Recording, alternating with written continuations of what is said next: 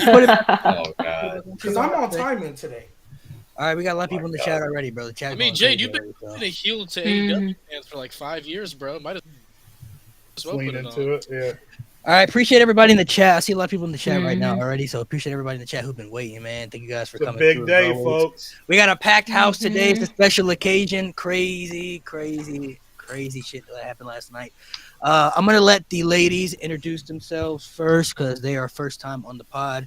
Sienna, I'll start with you. We'll just go in order. So we'll go Sienna Minx and then Jesse and then. Hey. So I'll let you guys plug in your stuff, your socials, let everybody know where they can follow you, and then once Alan does his intro, after he's done, we will dive into all. Oh, I think your mic cut out right now. Yeah. My fault. Go ahead. You're good. All right. I'm Sienna. You guys can follow me on Instagram, Blue Sky, and Threads at Sienna SC Chanel. The handle is like right here. I have a YouTube channel at Sienna Chanel. Of course, I'm a wrestling content creator, but I'm also a broadcaster to some of the independent wrestling promotion.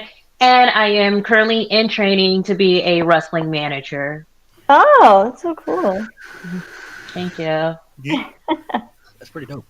Yeah. All right, make sure you go. Jesse, once everybody's done, just keep going. Here you go, Nate. Oh, I can't hear you. Yeah, your mic's off. The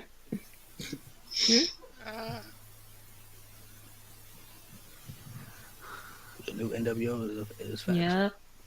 Oh, yeah. Hey, Nate.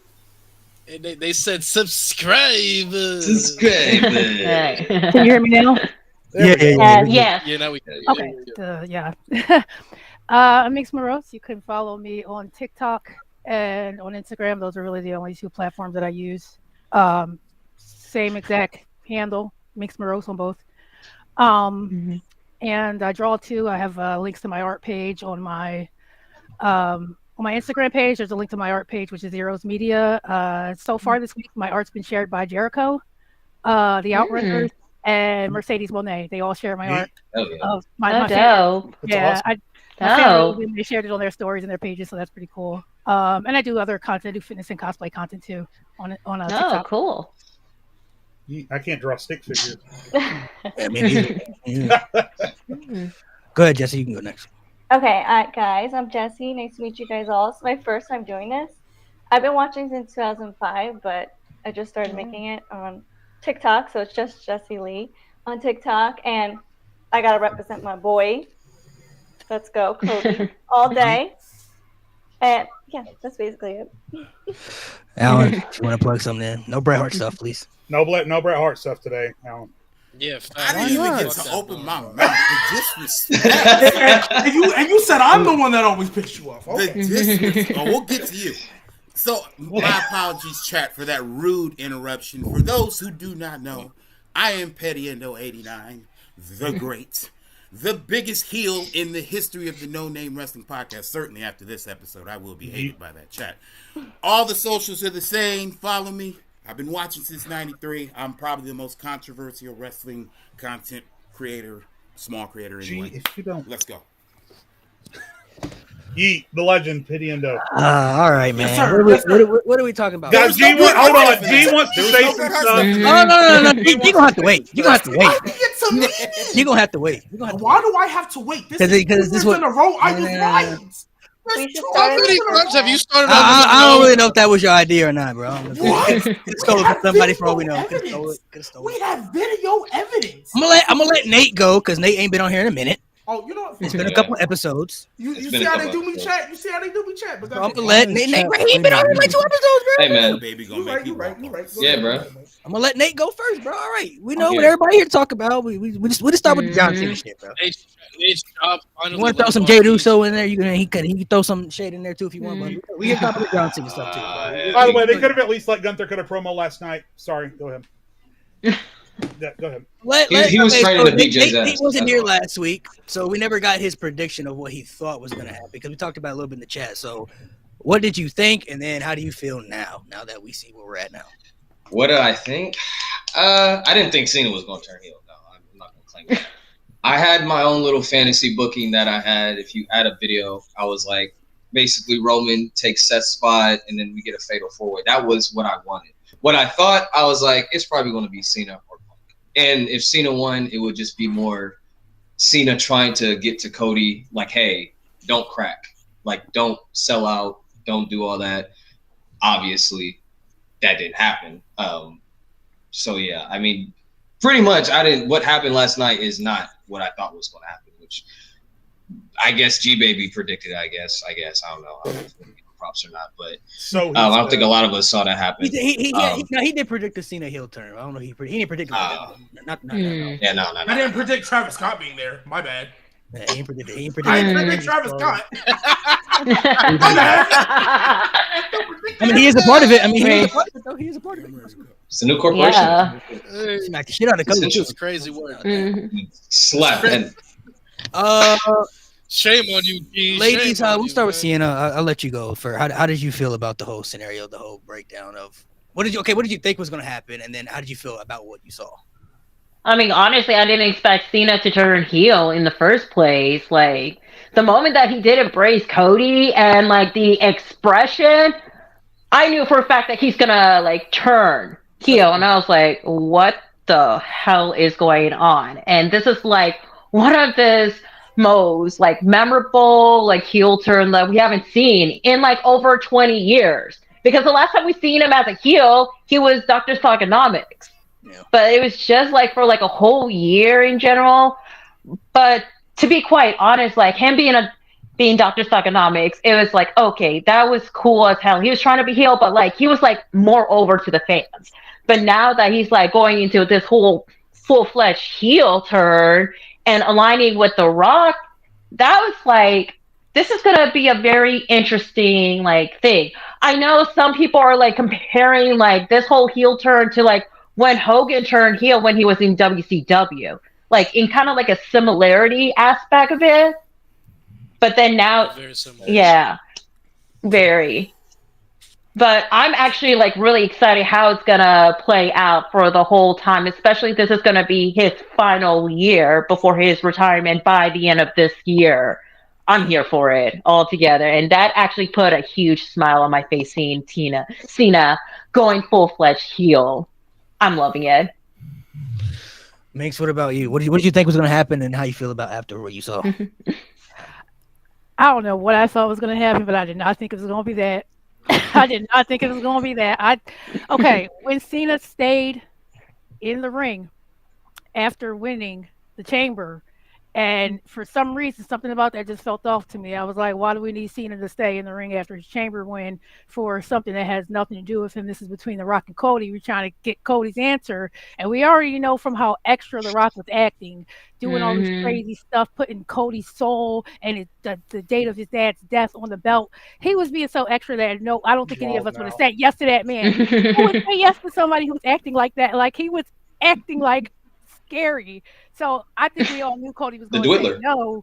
No, he was acting very Diddy-ish. He was acting very kind of scary. That gives a vibe. Why is you caressing his head, yo? You weird fuck. You put the date of my parents' death on something, I'm already like, what's wrong with you? So I think we all knew Cody was going to say no, but then I think I called Cena turning heel when he stayed in the ring during the segment, and then once he celebrated Cody saying no and then gave him that hug, I was like, something about to go down. But me, I'm thrilled about it. I love it. I've been wanting Cena to turn heel again for a long, long time, and I did not think they were going to do it on this run because this is his last run, and it's kind of for his long-time fans that want to buy his merch. Just because of the merch sales, I was like, I don't think they're going to turn him heel. They're going to want to sell a lot of Funko Pops and towels and T-shirts and things, but I'm thrilled. I'm happy. I can't wait to see where it goes. Jesse, what about you? What did you think was going to happen and how you feel after? Well, I'm actually going to add to that because I actually hated all the Rock promos. I was like, please get this man away from the camera. I cannot take him anymore. But he honestly did a 360. Thank you. He did a 360 with me, I'm not going to lie, because that whole thing yesterday just blew my mind. I'm like, wow. Okay, we actually did need him. Unfortunately, we did to do that promo yesterday with John Cena because he really put the pieces together. I know I don't like him as a person, but he's a good heel. And I actually didn't think John Cena was going to win at all. I thought it was going to be CM Punk somehow winning with Paul Heyman and becoming a heel right then and there. Like, I didn't even think John Cena was going to be in it at all. But it's crazy how it turned out. No, yeah. Alan, I'll let you go, and then I'm gonna let G go after you. So, I'm gonna try to stay composed. Malik, we had a conversation before this. I hated it, and I saw what was coming. Wow. Not only when he stayed in the ring, but then, like, instantly when John Cena wins, it's like there's no way that they're gonna have him handed off to him babyface to babyface. Like we're over that. I'm not gonna lie, I crashed out. I hated it. I was like, are you kidding me? After all these years, now towards the end, like, There were times where it was myself and other Cena fans where we were like, is it going to happen? Is it going to happen? And it never happened. And you want to do it at the end. I get it. It's probably going to either be to propel Cody higher, or he wins what a record-breaking title, and then he's not here for long. I hate the whole thing. I just hate it. I hate it. So do you hate more so like the idea of Cena turning heel during his last retirement tour, or are you just confused about it right now? No, I hate that he's turning heel now. Just now instead of like before. Like if this was 10 years ago, they'd be different. Yeah, and that's the other thing that kind of pisses me off about the situation is I've been seeing it all over social media is people comparing this to the NWO formation, which the two couldn't be any more different. Hogan was in his prime.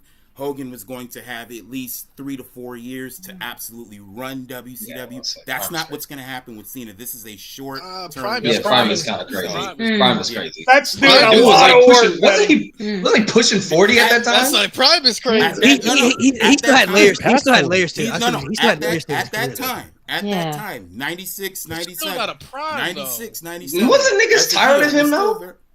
Huh? They were tired of him. That's why the heel turned. No. That's why the heel turned. It was very much kind of like what happened with Roman Reigns. But there's a difference of being that motherfucker still and being in your prime.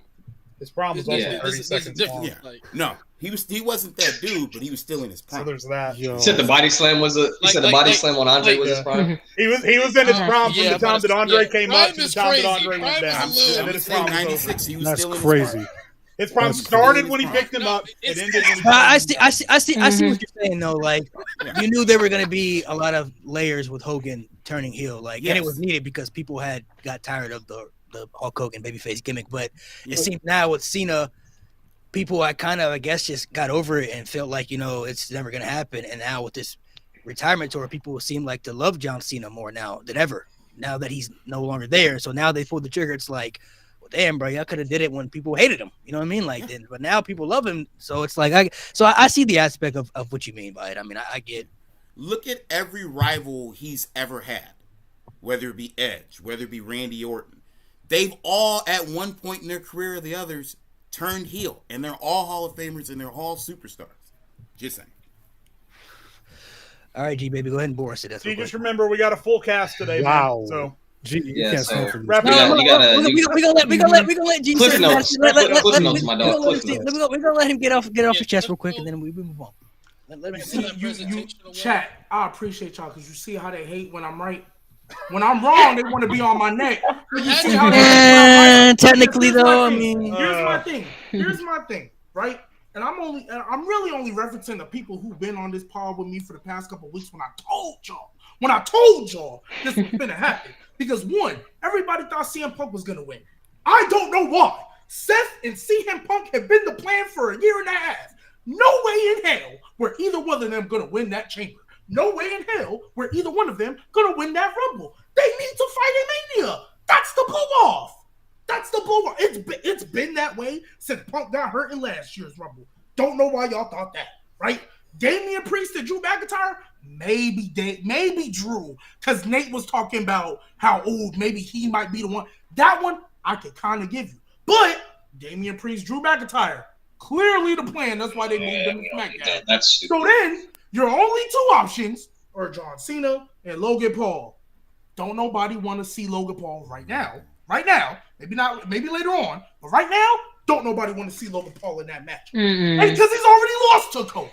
So then you move on. Cena's the only logical option. So I told y'all I think they want to preserve Cody as a babyface. And if you have Cody Rhodes versus John Cena, babyface to babyface, and Cody Rhodes win that match, that nigga is getting booed into oblivion. How do you preserve that? How do you preserve that?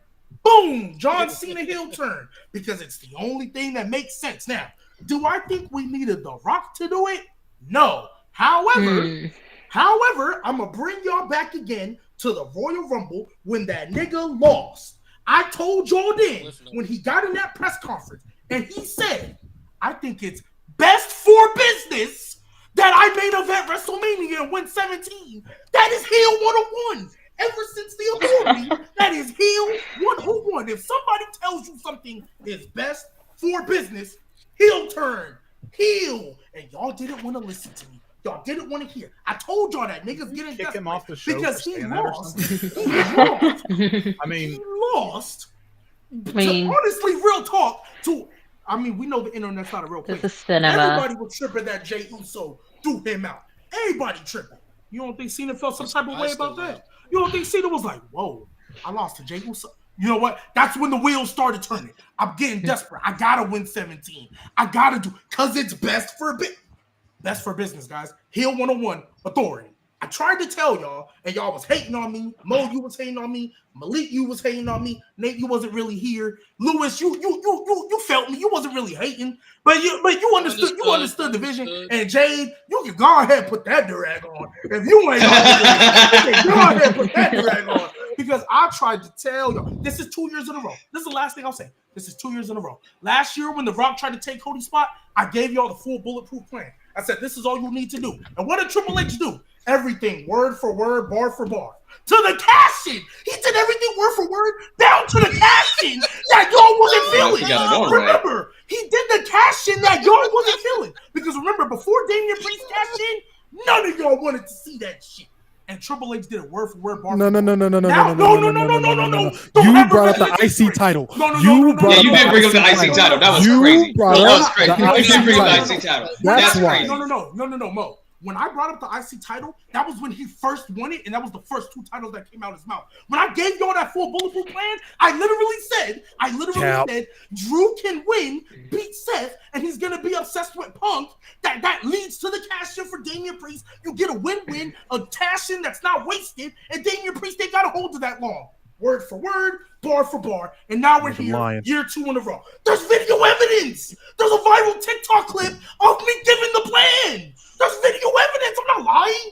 It's on TikTok. PC not a thing no more, bro. It's in the past. Yeah, it's on the No Name Wrestling pod. We were No Name Wrestling, not PC.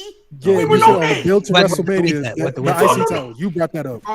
You brought that up. Since y'all think I'm tripping, let's go back. Go on to TikTok and delete it. Even the chat saying it. You did say it. Yes, I did say I He did say it. He did bring up the IC title when he first won, because which was malarkey. Because when Damian Priest first won the Money in the Bank, he's kind of pushing it. He's kind of pushing it. No. You look like you low key were. But you were pushing the other narrative. I was not pushing out the narrative. I told you were pushing the other one. I said, don't be surprised, because when he first won that Money in the Bank, the first 2 titles that came out of his mouth, he was like, I could cash in on the US. I could cash in on the IC. And I was like, why would he say that? That makes no sense. Don't be surprised if they do some stupid shit, because at the time, Roman was still holding them niggas hostage and Seth had just won the title. So I said, don't be surprised. But once we got to Mania season, I gave you the full bulletproof plan. It's on TikTok. You did. Stop playing with me. That's 2 years in a row. Thank you, You Hunter still Helms. taped for Finn Balor. Yeah. So I don't know, bro. That ain't got nothing to do with right now. G-Baby cooks once a year. You should be flamed eternally for that, but we'll move on. Bro. Listen, G does have his valid points. I mean, he did say a lot of that stuff, so I ain't gonna knock him for that. But he got some hit or miss takes, though. He got some hit or miss takes, you know. A lot of miss. Jade, what do you got the do-rag on, man? So I mean, apparently you got something you got to say. So go ahead, man. Oh, buddy, let's go, ladies. In case you don't know, we gave Jade that do-rag for a special occasion. So when he puts that on, he means business, I guess. So you know, he got something. Chat hashtag do-rag Jade. Yep. Hashtag do-rag. Yeah. Need the merch. I'm sitting here thinking maybe No Name Wrestling Podcast isn't a good face for us, because our name's just G now. Our name is G. We're the G Wrestling Podcast. G, listen, man. Oh boy, oh boy, oh boy. Here we Listen. go. No one is here to say that there isn't sense in what you're saying. I'm not even going to troll you and act like you didn't say some of those things. It's just it's your delivery that leaves a little bit to be desired. And for you to look down the lens of that camera and tell us that if someone had walked up to you last night and said, I am offering you the possibility of betting every dollar that you have on a 100-to-1 scale that John Cena is going to turn heel, that you would have turned over that check. Because you and I both know you wouldn't have. As much sense as the story maybe made when you broke down the pieces like that, as much sense as the winner made when you think about, yes, Punk and Seth likely have other things they're going to do. Obviously, Priest and Paul and Drew aren't going to be in that spot this year. So, yeah, maybe I still thought that Punk could have made sense, but they went the other direction. But for you or anyone to act like you had the book in such a way that you would have wagered every dollar you had that Cena was going to turn heel, like it was some sort of preordained guarantee. There's a reason that they did it. There's a reason that it got the reaction that it did. There's a reason that Cody Rhodes threw an F-bomb last night, and we're all just brushing that off.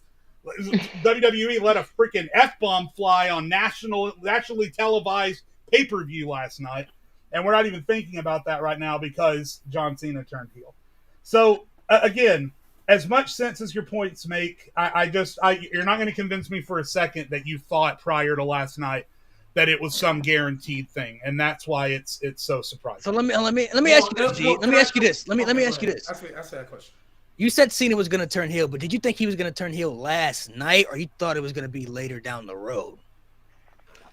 As we were leading up into Elimination Chamber, all I wanted to see was what was the main event. That's what I wanted to see. If the Elimination Chamber would have been the last thing to end the show, I would have thought he did it at Mania. The fact that it wasn't and Cody had not came out yet, I said it was happening that night. Now, Jade, I am a gambling man. I have Prize Picks. I bet every day. I do not bet the house. I do not bet the entire $100 sitting in that deposit. But best believe I'll bet 25 on a little 2-leg. Best believe I'll bet 15 on a little 5-leg. So if you're asking me, if Prize Picks would have had Cena heel turn, yes, no, I would have put 25 on it. I would have put 25 on it and lived with the consequences. I definitely would have. Maybe I would have too. You're just, you and you and we know you very well, G, and I'd like to think that we're all pretty good friends at this point on this podcast. But even someone like you, who I know very well, and you're never going to convince me that you thought going in. Now, like you said, if you're telling me once we realized that it was the main event, because even once I realized that the chamber was happening and I didn't hear The Rock's music, I was like, oh shit, maybe something is going to go down with this Rock Cody nonsense. Because I just thought it was going to be Roman, honestly. I thought that Roman was going to come out, interrupt. You didn't pick me. I still think maybe we're getting the Rock versus Roman. I think after last night, I'm more hopeful that we're going to get Rock versus Roman at WrestleMania, honestly. But yeah, so and then to address Petty's point with his dissatisfaction and all that stuff. Again, like I said, Hulk Hogan's prime lasted 30 seconds at WrestleMania 3. That's number one.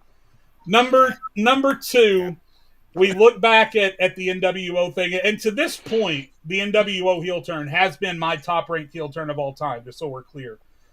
But I think last night stole the show. The only thing I had wrong with the heel turn last night is I'm forgetting his name. I'm so wound up right now. Travis Scott. Travis Scott did not need to be there. Even if you say, oh, it makes the moment feel bigger. Cena literally had to press Cody's head back to the mat because Travis was not listening and didn't leave Cody where he needed to. He had no business being there. He had no idea what he was doing. He was obviously high, which, again, if that's what you do, to each their own. But in a moment like that Triple H knows this is going to be a WrestleMania course-altering YouTube clip that is going to live in infamy for the rest of eternity. Why do you have Travis Scott there? Why? Views. Why? That It I doesn't agree. make That any I sense. agree. Literally the only reason. I That's the mean- only Whoa. nitpick that I had about Do it. I get Imagine to back in the respond to NWO. that? Imagine back Yeah. if the NWO turned heel and Ice Cube was in the ring. Oh, Malik, do I get to Oh respond my to God. what he just said? Dennis Rodman Fucking would have been crazy. there. Yeah, I was gonna say Dennis Rodman. Oh, no, go, what'd you say, Alan? Do I get to respond to what he just said? Sure. Why not? Go ahead. First of all, Oh no. Yes, sir. Battle of the Unks. Let's get it. Hulk Hogan's prime is a lot longer than 3 seconds. Let's start there, but we'll get off of that. Number two. Don't try to steal my thunder. Number two. They have it The This is gonna be reason good. why I have such an issue with people, and I get your point about that long-standing YouTube memorable moment. The reason why I get so pissed off when people compare it to the NWO is because the NWO changed the game and transcended the business. You had never seen a faction take over one wrestling company like that before 1996. Name one. Okay. So now hold on. Let me finish. Let me finish. Go ahead. Let me finish.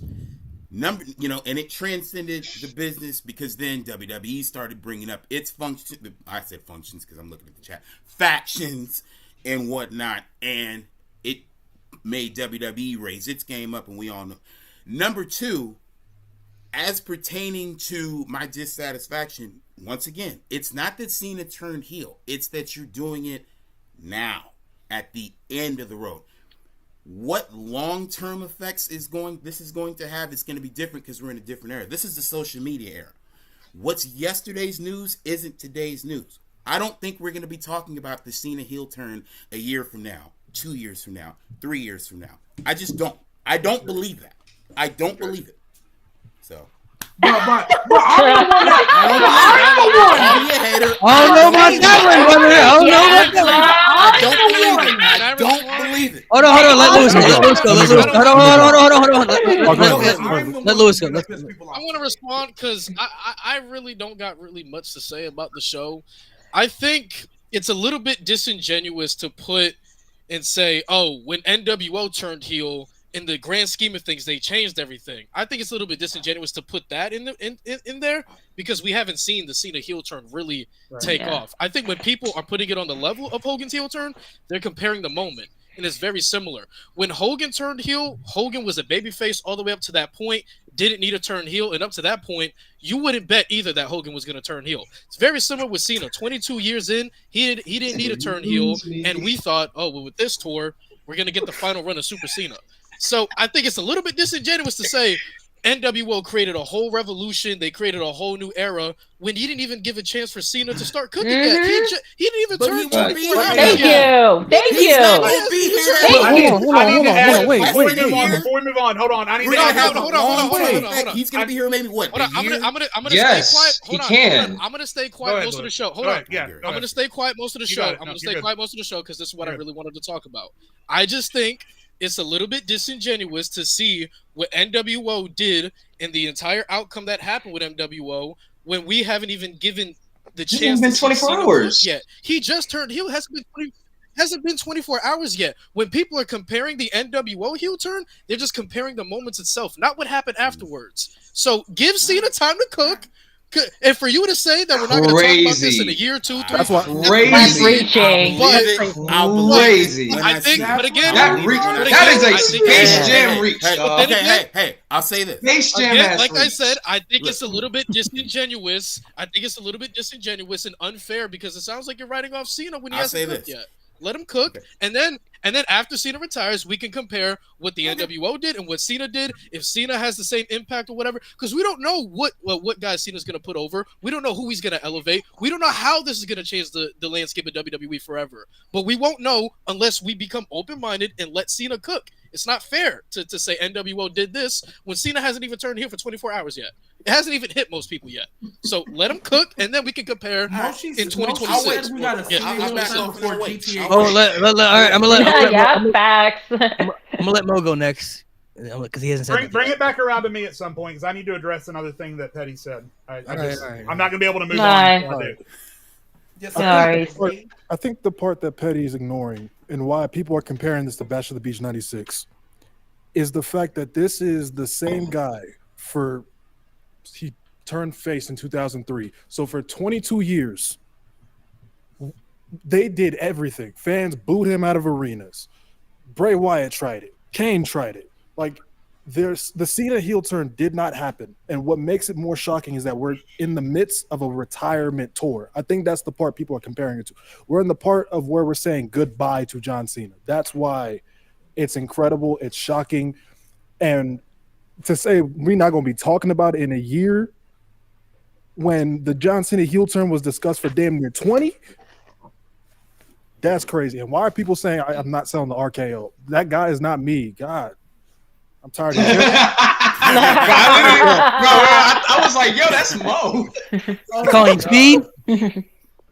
Oh my god! No, all right, JJ, say what you got to say real quick. So I just have Here we to go. say, I just have to say, and maybe this isn't what he meant. And I took off the do-rag because I've always respected Petty. G, you know I love you. Of course. I talk to you guys more than I talk to people that I've been friends with my entire life. So nothing that I say here is meant with any vitriol in any way.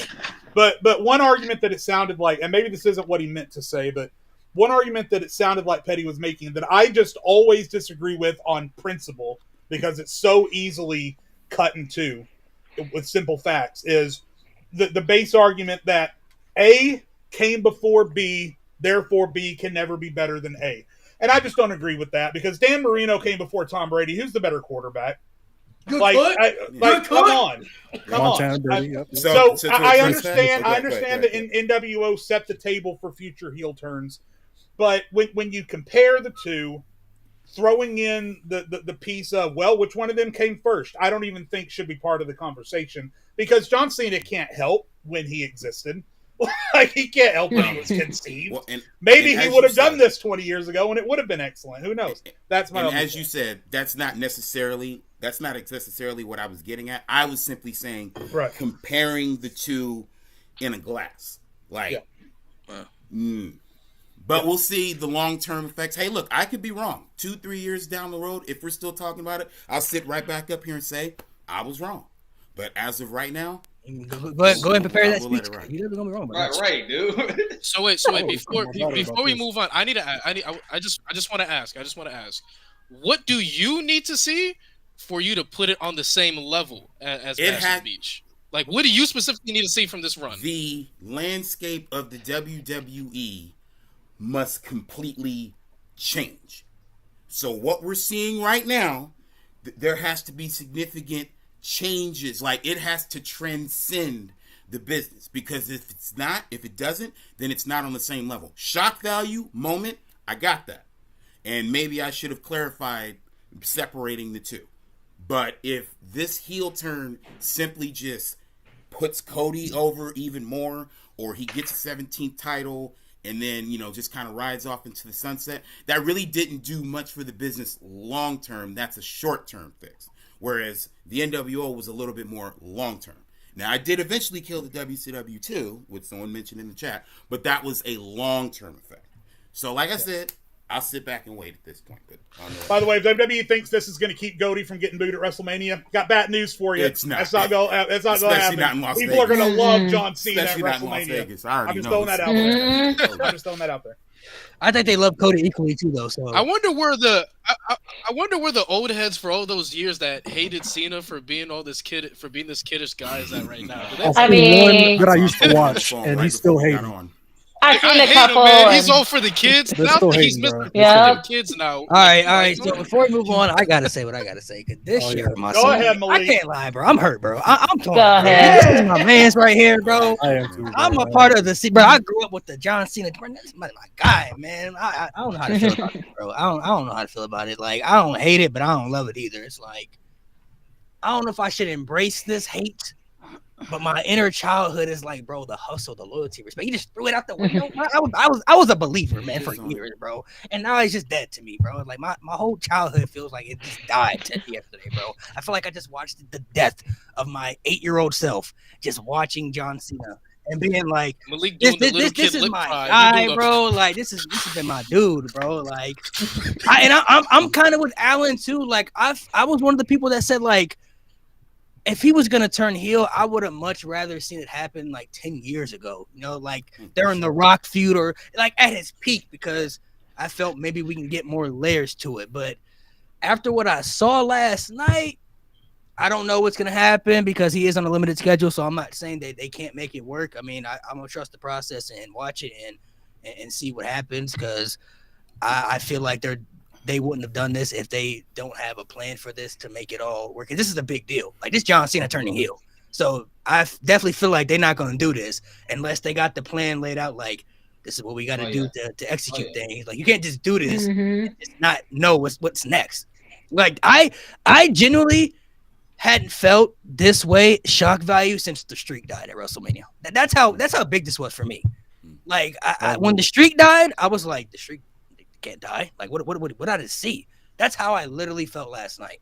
Like, I was what Mink said too. I was like, when Cena was in the ring, I'm like, man, something ain't right, bro. Like, why is he standing there? Like, what are you there for, bro? Like, I kind of thought maybe like, what if Cody actually does accept the offer and it just beats the crap out of Cena? Like, that would be insane. Like, kind of thought that, but then he said, "Go fuck yourself."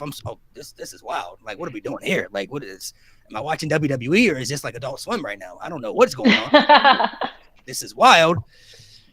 But then I saw that face expression. I said, "Nah, this can't be happening, bro." And then just watching the visual of Rock just letting Cena beat the shit out of Cody, and then them standing there with that visual, like I don't know how to feel about it. I really don't know how to feel about the situation. Like, I don't hate it, but a part of me doesn't love it either. It's kind of like a part of me does selfishly kind of wish Cena didn't turn heel, because he was like the one guy you never expected it. Like, if nobody ever, if there was somebody that never did it, it would have been him, and I think people would have accepted it. Like, okay, if nobody ever did it, it was him. We get it, we understand it. Like, it would have been cool to see it, but we understand it. But like, what happened last night? It literally like how if like Superman turned on the people. That's how I felt. Like, if Superman that turned heel, that's what it would have looked like in the universe. If it was in a movie, that's what that shit would look like. I generally I mentioned before the pod. I woke up today and I was like, this nigga really just he just fucking go, bro. It really hit me till I woke up. I mentioned before the pod, I had a friend who, like you, Malik, is a lifelong John Cena devotee. He did e-fetting with me for a long time, and his character was based on John Cena. And he said it feels like when you were a kid and you found out Santa Claus wasn't real. Bro, I'm not kidding, bro. Like, I dressed up as this man for Halloween for like 4 years in a row, bro. I didn't want to be nothing else. Every Halloween, my mom, we don't very know I'm John Cena, bro. Don't ask me. I'm John Cena, bro. Do you know how crazy this heel turn was, bro? Yesterday, I was out having a good time, and I was drunk as fuck. But I caught the ending of Elimination Chamber, and as soon as I see Cody get kicked in the dick, my drink went down. The only reason, bro, my sister was right next to me. She said, "What happened?" I said, "Cena turned heel," and she don't watch wrestling. She's like, "What do you mean?" I said, "This dude is the Joker." And Lewis, bro. What the Lewis, you don't understand. This man is a bad guy. And Jade, all love, of course. The only reason you didn't start this podcast with the durag is because me and my girl went shopping yesterday, and I did not finish Elimination Chamber until 10 minutes before this show. Because we was out later than we wanted, so I turned all notifications off. I didn't open Telegram, nothing. If I would have watched it live, y'all would have started with the durag, because I would have been lit for hours. You would have never heard the end of it. You would have had to turn your phone off. It was I like would have been sending voice messages all night. it's just it's a weird feeling for me, bro. Like, growing up, that was my idol right there. That was my guy, man. Like, I wanted to be everything embodied like him, and it was like 30 pebbles for this man. For him to like for him to low-key too. Low-key. So Malik, can I ask you one question, and then I promise we can move on? Yeah, is the reason you kept pushing Punk is because deep down in your heart you really didn't want to see Cena do it? Is that why you kept pushing Punk? Because deep down in your heart you wasn't. I thought Punk just had I just thought the story was there that made sense for it. I'm like, okay, because it wasn't, bro. I still feel like it really wasn't, bro. It was though. It was. But like, in order for that story to be there, they would have had to ignore Seth Rollins. That aspect had never. But I thought Seth was going to go face Roman, because there was a story for that too. Like, there was that's what I was lined up for thinking that. too. So I'm like, I didn't think Punk was going to turn heel though. I'm like, he can face Roman, because I'm still thinking like. I always set them Punk with this. Because I'm still thinking like, okay, Punk I still feel like it'd be in the main event spot, right? Because that's what they've been talking about and everything. So I'm like, okay, you get the fade, whatever they do that.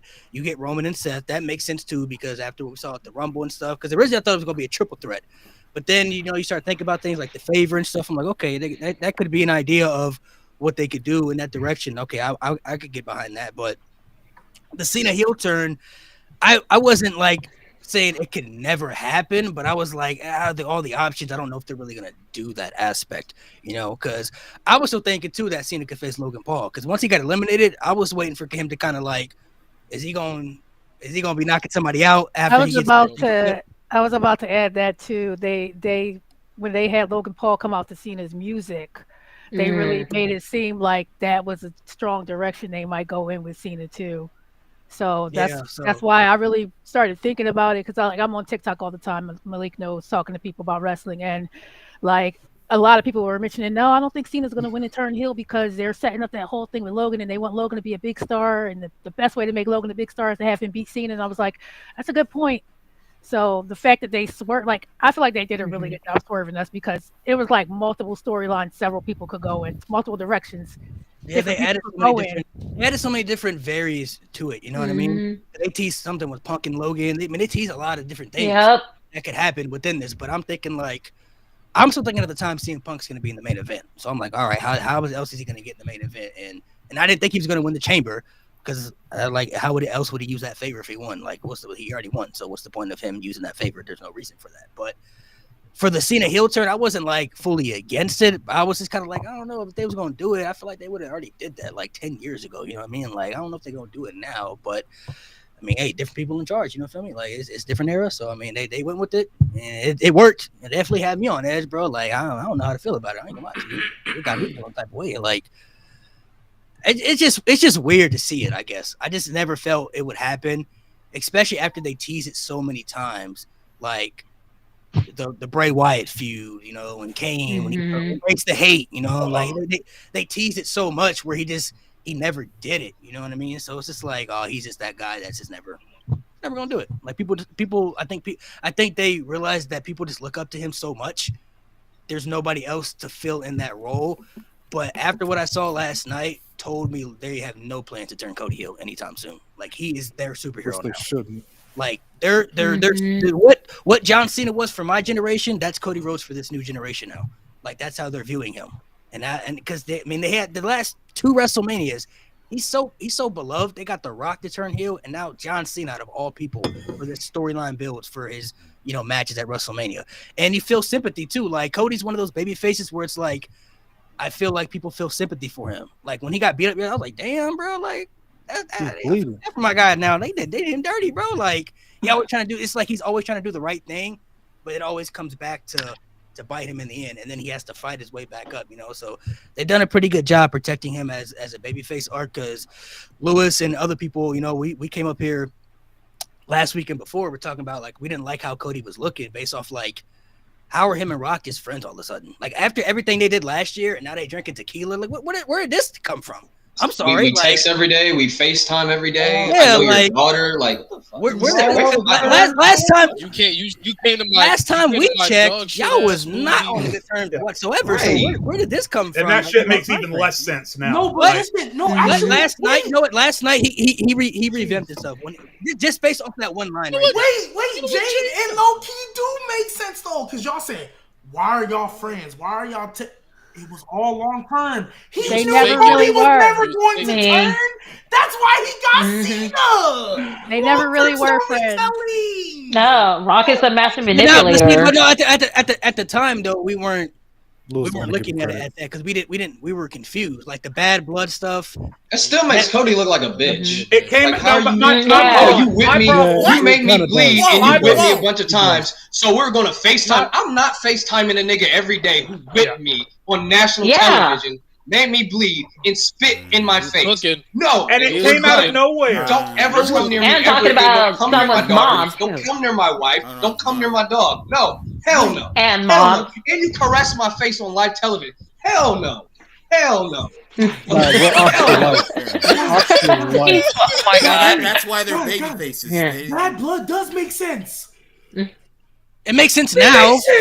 It makes sense. Now. Come on. Mhm. Well, it makes sense now. Because it's the That was backwards the of point. John It was Cena. good. He flipped. He turned. We took this and turned it. Ah, Yeah. I love it. Sense. Oh. It all makes sense now, of course, because now the layers are starting to He's open having a up. But generational of course, run this episode. last week and months ago, nobody was putting two and two together. Like, how does this make sense? Where are they just friends all of a sudden? And even if this was the plan, where I do believe now that Rock never believed Cody was going to take the bait. It was like a mousetrap. Like, they basically trapped him to basically take the bait, and he took the bait because they knew he wasn't going to do it. But we had something else planned for him type stuff. But even in that term, though, like, why is Cody still okay with this, though? Like, why is he still – that was my issue, though. Like, yes, The Rock may have a master plan, but why is Cody, like, pretending like this is all good? If they were going to do this, they should have had a scene a couple weeks after WrestleMania where The Rock caught Cody in the hallway and apologized. And then they do things where he meets him in the hallway and they dap up and they talk and they make plans. It just came out of nowhere. I've got fucking whiplash from this whole thing. Even if the logic makes sense, the fact that it came so out of nowhere is going to drive me crazy. Because it just, if they had done it, if they had polished it, they proved last year that they could polish a story, even if elements of it don't make total sense. They can polish a story to make it make sense. And there was just no polish with this. It's everything about The Rock right now. When The Rock's on screen, there's no nuance. It's bam, bam, bam, bam, bam all the fucking time. And that's what this story has been. So even though the payoff ended up okay, that doesn't forgive how nonsensical the build-up has been up to this point. He's still making that money, though. That's what I'm matter. Yeah, Cody might low-key be the problem, bro. I mean, if John Cena out of all people gonna turn heel on you, I mean... But it's just... You saying he like Rey Mysterio? You saying he like Rey Mysterio? One nitpick, though. It's just that one nitpick. He the new Rey Mysterio. Louis, you're the type of dude that if you step on a tack, it's Cody's fault. Golly, leave that man alone. I don't hate Cody. I don't hate Cody. It all just has to make. It all just has to. Hold on. If I'm late for work, I blame it on Bret Hart. Because why is he still? Hey, he did say he slapped Hulk Hogan. He said he slapped Hulk Hogan, so leave that man alone. He might get more respected. He might get more respect. He might move up. He cool.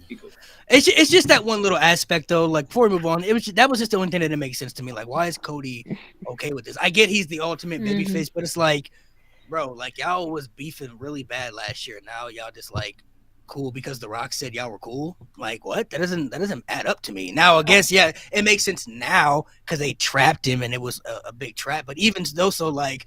What we saw from Cody last night, he should have been saying that. Like, man, get out my face, bro. Like, what you think this is, bro? Like, I ain't forgetting. Like, it would have been different if Rocket came out after Mania and maybe he apologized. Like, I don't know, there was something in between, but there was nothing in between from at the build last year until what we saw that they indicated that they were ever cool at all. So it just kind of was thrown out there, but to their advantage, it worked. You know, they made it work out. So, you know, we are where we are. It worked for the better. Ladies, before we move on to the next topic, do you have anything else you want to add to this? Any crazy prediction or something that you want to see from where we go into? No, I was just going to say, I think that could, what you were just saying, what Petty Endo was just saying, and Cody Silver was just saying, I think that could be an issue going forward, because a lot of people that I talked to were actually a few people I talked to predicted, like, what if Cody or what if The Rock and Cena team up and both turn? What if Cena's the person that turns heel? And I remember saying to somebody, I don't think that that's going to be possible because The Rock and Cena are both on like limited schedules. So how are they going to like coordinate them to like even be on the screen together enough? So I do think that that's part of why the story has like had that little gap in it. Like, when did they ever become friends in the first place? It's because of The Rock on a limited schedule and then Cena on a limited schedule. I'm hoping that they still find a way to make everything make sense. But I am, even though, like I said before, I'm all for it. I am still all for it.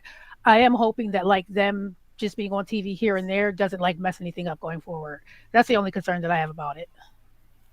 And also, how long is The Rock and Cena going to team up before one of them will turn? Yeah, because I mean, eventually The Rock, turn on his ass for all he wants, for all we know. You know what I'm saying? We never trust him.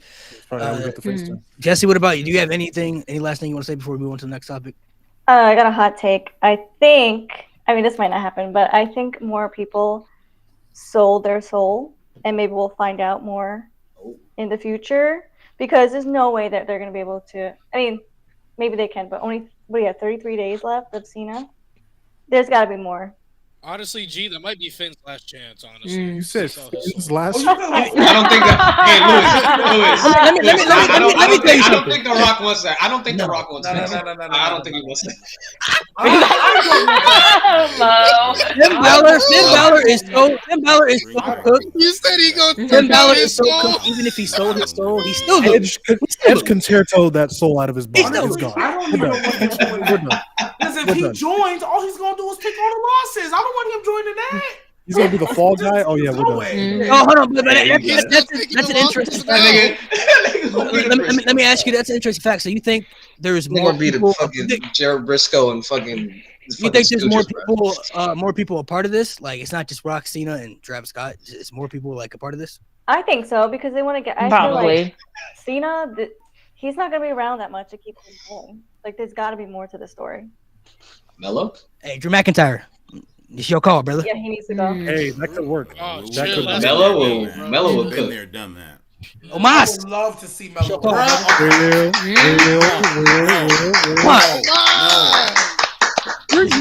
Hey, hold on. Cook. Hey, Racist Mello cook. look- The greatest of all Mello time. cool, but Braun- Damn. If you don't know, ladies, in case you don't know, we don't tolerate any And Omas. Giant Gonzalez Oh, rolling in you his tolerate grave, it. You ain't got no choice. No, Repo Man would take that man's soul. Graceful time. So let's move on to the women's chamber because that was pretty good too. So I thought the show was really good from start to finish. Off the jump, off the rip, the Jade Cargill stuff. I'm like, okay, this is crazy. Beating down Naomi. I'm like, yep, I'm with it. Yep. Bianca winning makes it interesting as Bianca well. did it. We're like, okay, this is interesting and where they're gonna go. I like the aspect of the storytelling. Okay. So to speak for myself, I still don't feel like Bianca did it. I've always felt it was Naomi. My theory behind it is though I think Jay's now really in a position where she's just not going to trust anybody because it does look suspicious. Like Naomi did it, but it's like, all right, Bianca, why are you teaming up with Naomi? Like you didn't know about this. Like Jay's gonna feel some type of way where I feel like it's gonna be like something where Jade is pretty much accusing Bianca of this, but Bianca really was kept in the dark. Like I didn't really have nothing to do with this. I didn't know Naomi did this. I wouldn't have done you like that. But Jay's really gonna be like, no, I don't believe it. It's kind of like one of those situations like, y'all ever been accused of something you didn't do and you knew you didn't do it and you're trying to convince somebody you didn't do it, but they're just hell bent on believing you did it. Eventually that's gonna piss you off. Like, bro, I told you I didn't do it. I know I didn't do it. I don't know what else you need me to prove it, bro. Like I didn't do it. Like I feel like it's gonna be one of those situations where now that causes beef with Naomi and Bianca because Bianca's gonna be mad that she lost her tag team partner and all this. Jade obviously don't trust nobody, and Naomi, she did it for whatever reason we don't even know yet. So I think it all is going to align together. Now maybe Bianca, some people believe Bianca set up Naomi, and maybe they could go that route. That could be a possibility as well, But I think they're going in the direction I personally thought so. Bianca did it. I've never been more, let me just say, I've never been more sure of anything that Bianca did it. Especially if you guys watched her in her interview on the post show, she did it. She absolutely did it. She threw Jade and Naomi under a bus because she could feel her grip on the main event scene slipping. And so she orchestrated this master plan to make it easier for her to get to the top. And it also makes the move of putting her in the tag team division genius because I never thought Bianca was going to win this thing. I thought she was trapped in tag team purgatory, but now she's going to be in the main event. And my only hope is that we get Bianca versus Rhea versus EO at WrestleMania because that shit is going to cook. I don't care what happens outside of that. That match needs to happen. But Bianca's ass did it. The chamber was great. Hey, bud, the chamber was great. Everyone got their spots. Even Bayley, who I was worried that she was just a throwaway participant in the chamber, was really good in that match. Roxanne Perez showed out. Alexa Bliss got her groove back. Yeah, I loved both chambers. I think when you throw in the ending with Cena and everything, obviously that tips the scales a little bit. But from bell to bell, I think the women's chamber might have been a little bit better than the men's this year, honestly. Yep. I think the use of the chamber was better. I agree. I think the actual in-ring drama was better. So yeah, bell to bell, the women's chamber is better than the men's if you don't include everything that happened with John Cena afterwards. So yeah, loved it. But yeah, Bianca's ass did it, and I love Bianca Belair. Bianca did it. I got to say this though, this podcast has been flamed for hating on one specific person, and I got to give her flowers because this week she has given me 2 amazing performances. I know what you're gonna say, and I'm gonna applaud. Yep. Shout out Liv Morgan, bro. Liv Morgan cooking, When bro. she's away from Rhea Ripley, bro. Oh my Yep. God! Yeah, Yes, keep her away from her. exactly. Keep her away. Keep her away. Thank you. Yeah. Even before Rhea came back, she was doing great character work on top of that. So it's like it's just that feud brought her down. It's just like Yeah, Mhm. exactly. God, she's shining Completely now. agree. Thank God.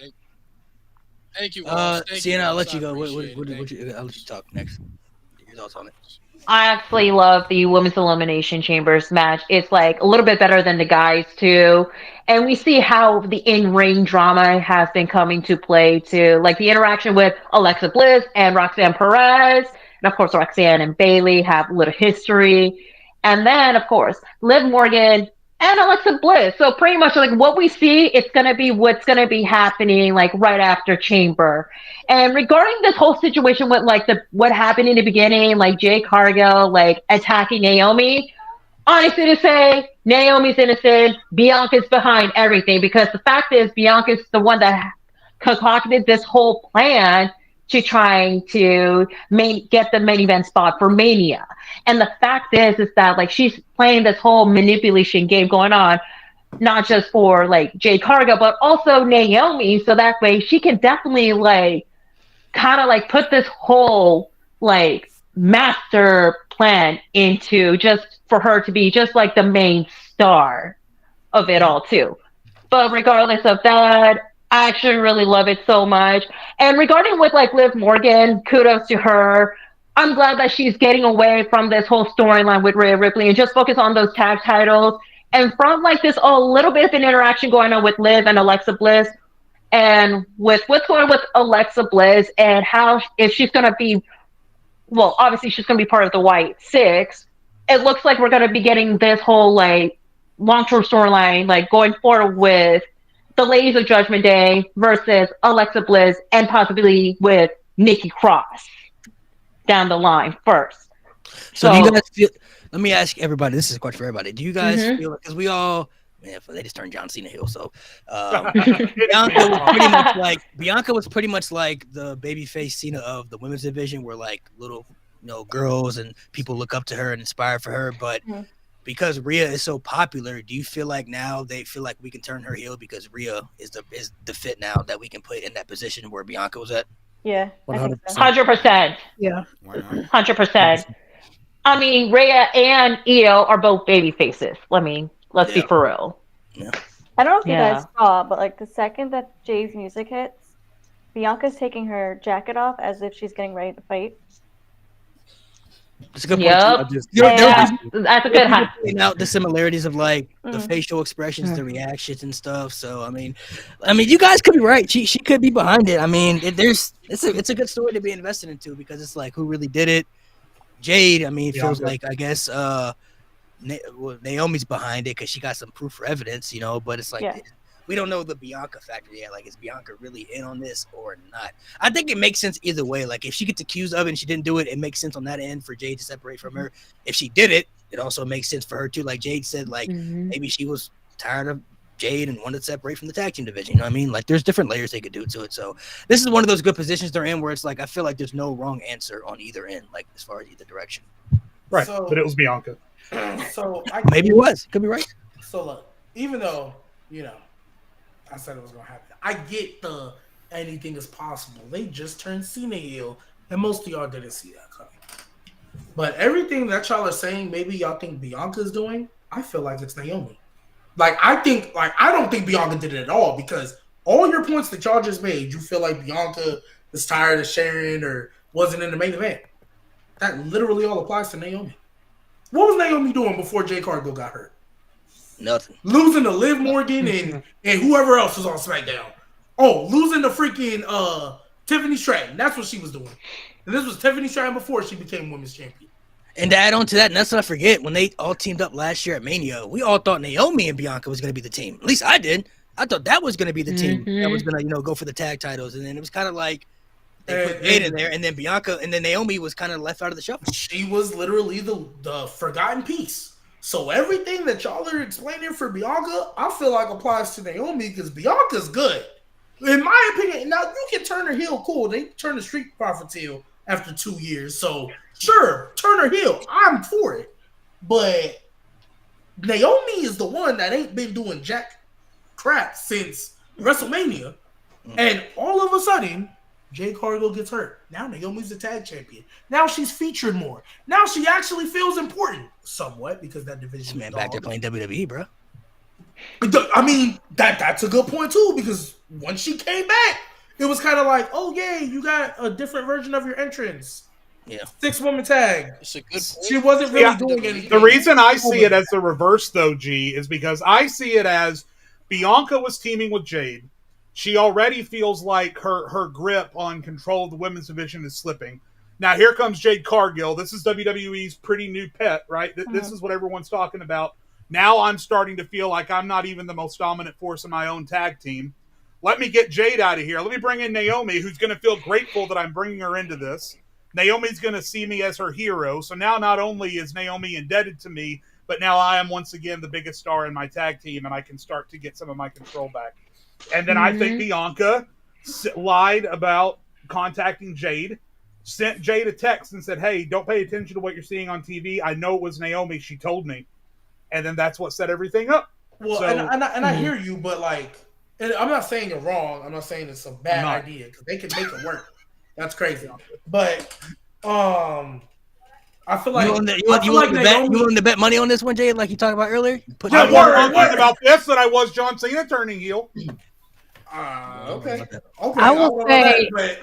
I will say I hope it's just Naomi, for the reasons that what's her name, G Maniacs below me is saying. I think that we don't really need Bianca to be. I feel like Bianca's still an interesting character, and I just want to see Bianca just go back to that main event scene. I'm kind of tired. I think she's a bigger star that she don't need to be in that tag team scene. That's just me personally. I'm a huge Bianca fan. Naomi, to me, needs something a little bit more interesting to freshen up her character. And it's just been a while since she's had some real strong character development, in my opinion. This would be better for her. I feel like this would be better for her career if it was just Naomi. Naomi just did this all on her own. She'd be a much more interesting character than she is right now. So for me, just because I see a lot in Naomi, but I don't think she's a star on the level that Bianca is. But I think she could be if they did more with her character. And Iker said something in the chat about how Naomi was in the championship picture getting 3 title matches. She was a loser. And forgotten about. She was a loser. She lost the tournament too. And she lost the tournament. So, yeah, you can get title matches, cool. And we've been talked about for months now how much depth that women's division has right now. So, cool. Yeah, cool. Yeah, cool. You got title matches, cool. You lost every single one. You're a loser. Yeah, and you felt unimportant. And let's be real. Who also that reminds me of before now? Jey Uso, bro. We always talked about how on these title matches, he didn't win any of them besides the one, and then he lost it right after. So it's like, and let's be real. If Jey Uso was just going after Gunther but didn't win the Rumble, would we feel the same? Would we feel the same? No, we'd be like, bro, we seen this. He needed that. The Rumble win, especially because he eliminated Cena. That's why we're like, okay, we can get with this. You won the Rumble. Hey, you got some momentum behind you now, right? You came also. Naomi wasn't doing nothing. That's what I'm saying. That's why I feel like it's Naomi. If Naomi took out Jade on her own, this completely changes her character. It adds a whole nother layer to her. It makes her way more interesting. It makes her a threat. It shows that she's serious about getting somewhere. I just think she needs it a lot more. And Bianca, we already love Bianca. She's already so well loved that I just don't see what would be the point in doing this to Bianca's character. Yeah, I feel like I've been one of the people saying too, Naomi needs a character change for me. I just feel like what she was in TNA, they're not presenting her the same way. And I just feel like with this glow gimmick, they clearly don't look at that as something that they're going to pedestal to the main event scene of a Bianca or a Rhea. And for her to really get there, I mean, she gotta go heel. You gotta bring something different to the table. Otherwise, she's gonna be stuck in the same position, because I watched her, in TNA, and I'm like, okay, no, she could be up there in WWE doing this stuff if she got the right presentation. But with the glow gimmick, I don't think they look at that gimmick as something that they're going to put in that position, because Naomi hasn't won a world title since 2017. a long time ago. Wow. Like, so Mhm. if she got now, like Mink said, if she adds this new heel character arc, this could be more interesting because now Naomi could add some swag to her. Now I'm her. You feel me? Like I know I'm her. And the I other did thing too, why like maybe people saying like Bianca feeling jealous of Jade because she got presented this that. If we keep it a buck, like I get she didn't get the title in NXT, but the second Bianca showed up, she was pushed to the moon. Like she was pushed to. It wasn't long. She was pushed to the moon. She got the main event. She got the fucking main event of WrestleMania. Her very first Her WrestleMania. first WrestleMania was in the main event. Very She got first. pushed to the moon. Like, I don't think she's jealous at all. Like, I think this is Naomi because you're right, Malik. When she went to TNA, she was the woman. She was top dog over there. Now, all of a sudden, we was like, oh, snap, Naomi might not be a dull character. She might, Trinity Fatu might actually got something to her. They bring her back to WWE. Hey, that's somebody you can add to this women's division. That's somebody you can add to do the depth. And she came back and did nothing. And probably got tired of it on the low. This is probably, I guarantee you, Naomi probably went backstage and said, look, this 6-woman tag, cool. My character is forgotten about. If I did not show up on TV for 2 months, nobody would care. We got to do something. Injury angle, we can set it up. I always felt it was Naomi. I know once they threw Liv and Raquel like on video, I knew it wasn't them. I was like, okay, yeah, we can eliminate that, offer it because that's too obvious. But I feel like the Bianca thing, like I get we wanted her to turn heel, and that would have been great if like maybe Bianca and if they would have went the route where Jade kept messing up and maybe Jade was the reason they kept losing their titles or losing matches or being put in bad predicaments. Okay, cool. I would have felt you on that because now maybe Bianca frustration boils over. But I think with the way they set up this story, I think Bianca is just like she good as far as I'm concerned. She not the only woman, but she's the second woman to main event. I think she's one of the few people to ever main event their first one. Like their first WrestleMania. There's like I think you can count on one hand how many people main evented their first one. Bianca's good. She got put and mind you, this was under Vince. She got pushed to the moon. Like under Vince, got pushed to the moon. Push more. Been pushed more. Yeah. Push. Yeah, you got pushed more. So that would be weird if all of a sudden she got jealous because Jade hasn't really done anything other than that 6-woman tag and be a tag champion with her. Everything you guys are saying makes total sense. Just call it a gut feeling. I just can't shake this feeling. Yeah. The way Bianca was acting in the chamber, the way she acted in her post-show interview, she didn't really want to talk about Jade. She kept trying to shift focus to WrestleMania. I got this gut feeling they're setting Bianca up to be the orchestrator behind this whole thing. Yep. That's upcoming foul, bro. Who else Jesse, did you go? Did you talk about this? You got something you want to say about this? This one? No. I mean, just the only thing I noticed was when she took her jacket off, and I was like, there's something going on. Also, her crazy screaming.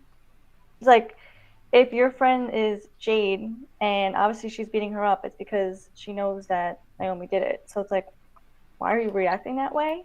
So that threw me off, and that's when I thought, okay, I think Bianca has something going on with this because it just doesn't make sense, like her screaming like that. That's really all I thought about that part. Overall, with the Elimination Chamber for the girls, again, I thought Liv did amazing, and that hair whip was so freaking loud. Oh my god! Damn, yeah. That was the best one since the match with Sasha at WrestleMania. Yep. That was incredible. No, she doesn't. Yeah, that was pretty tough. When was the last time she did it, actually? She's done it a couple times, but ain't never been that impactful. She did it against Becky. Yeah. She did it against EO in her match. It just wasn't. Yeah, it wasn't as this one was personal, you know. That was personal. That was personal. Yeah. Was reparations. That was yo, Nate. Jeez. Man, throwing crazy strays out there, bro. Crazy strays. Nate. Yeah. Liv, by the way, Liv, just to close the book on this, Liv, and we didn't talk about him much, but obviously he's got a great story coming. Liv and Seth Rollins were the MVPs of the two chambers. They carried. Sure. It was Liv is Miss Elimination Chamber. She always shows up in that chamber. Bro, the way Seth was screaming "die" while Punk was going out, bro. That hate is relax. That hate is crazy. The only thing I genuinely thought was Roman was gonna come out during that chamber because the gate was open. Mm. And I was Me like, too. because Me again, too. I knew I never doubted we were gonna get Seth and Punk in some fashion. I just thought Roman was gonna be added to because that chamber was open. I was like, okay, we know what's coming, but I thought we was going to hear OTC music hit. This is like a really full circle, like a circle, because the way Seth hates Punk is the way Roman feels about Seth. Yeah. But CM Punk is chilling, bro. He's just like, bro, I'm just trying to get to the main event, bro. I'm just trying to get what I deserve and what I want. And he got beef with it. There's just people trying to prevent him from that. It's like a different type of hatred, which is gonna be interesting when they all plan that out. But to move on to the next match I want to talk about. I don't know about y'all, but Sami Zayn and Kevin Owens, bro. Match of the night. Yes. Main roster match. And And I'll go one all step further. I've been thinking That that was last it. night. Wait a minute. That was I wanna the say best. something Yeah. about That I was wanna the say best something about- WWE match since last WrestleMania. What? I'm being Whoa. serious. They don't sound much. Whoa. They don't sound much great though. They don't sound much. What? Hell in a Cell? Yeah, I was about to say. Wow. I don't give no. I don't give a Randy damn Orton, about no Gunther? I'd say Hell in a Cell. 2025. What? That's the best match of 2025. I don't know about that one. I mean, that's Hold on, hold on, let Lewis go. Let Lewis go. Go ahead. Go ahead, Lewis. Now, I'm Go just ahead, Lewis. saying, I'm not gonna put no number behind it because I know people are gonna flip. I don't even know what, but I think people are so afraid to say it. I'm not. Sami Zayn and Kevin Owens is hands down one of the greatest rivalries WWE has ever told. I'm being so Yep. honest. Absolutely. They've gone That's fair. they've gone so That's many fair. layers. That's fair. They've gone so many layers. The longevity speaks for itself. And compared to most legendary rivalries, almost every single match they have had has been better than their last matchup. People don't want to say it, but I will. Kevin Owens and Sami Zayn is one of the greatest rivalries WWE has ever told. I'm not going to say a number because I don't know. I got to figure shit out. But it is one of the greatest rivalries WWE has ever told, bar none. People are afraid. Stop being afraid. It's okay. It's earned that right to have that claim. I only have one thing about Better it. than Cena. You cooked. He's cooking. Cena Orton is just nostalgia. Sami Zayn and Kevin Owens aren't as big a stars as them. That's all that is. Cook those Anyways, frauds. as far as that match, I'm not gonna lie, because I was trying to skim through it to make this show on time, but I stopped and I just watched it, bro. When this nigga Kevin Owens kicked out of a blue thunderbomb on that barbed wire steel chair, bro, I was like, but I'm not gonna lie, Jay, give this Negro the title, please. When he kicked out of that, I'm like, bro, he deserves a title. Like, there's no way. I thought it was done. I was like, okay, this is nice to give Sammy a win. Bro kicked out. Whoa. What, bro? A blue thunderbomb. Bro, that looked like it hurt legit. Like, how do you get up from that? That was crazy. I'm not gonna lie, it was kind of making me a little sketchy at first because the match was great. I agree with you. It was match of the night for me. That match was incredible. I'll never get tired of seeing those two fight each other. But I was like, I was getting a little sketchy. Cause I'm like, bro, Sami Zayn supposed to have his bad neck, and this match competitive. It's getting really competitive. And you know, with Sami Zayn, he was kind of dogging Kevin Owens a little bit. I'm like, bro, nah, they have Kevin Owens lose like this. This might be Sammy Hogan. I'm not gonna lie, that trend might need to start pushing because how you got a bad neck, and all of a sudden you out here beating probably the most dangerous guy that WWE has right now. So, but they made it work though. It was really, really good. That might be my favorite match they've had in WWE so far, and they've had a lot of great matches. NXT, Battleground, even WrestleMania. They always find ways to make their stories work, whether they're teaming together and then they're beefing with each other, but they always find a way to make it make sense in the end. They make it work very good. So I thought the match was really, really good.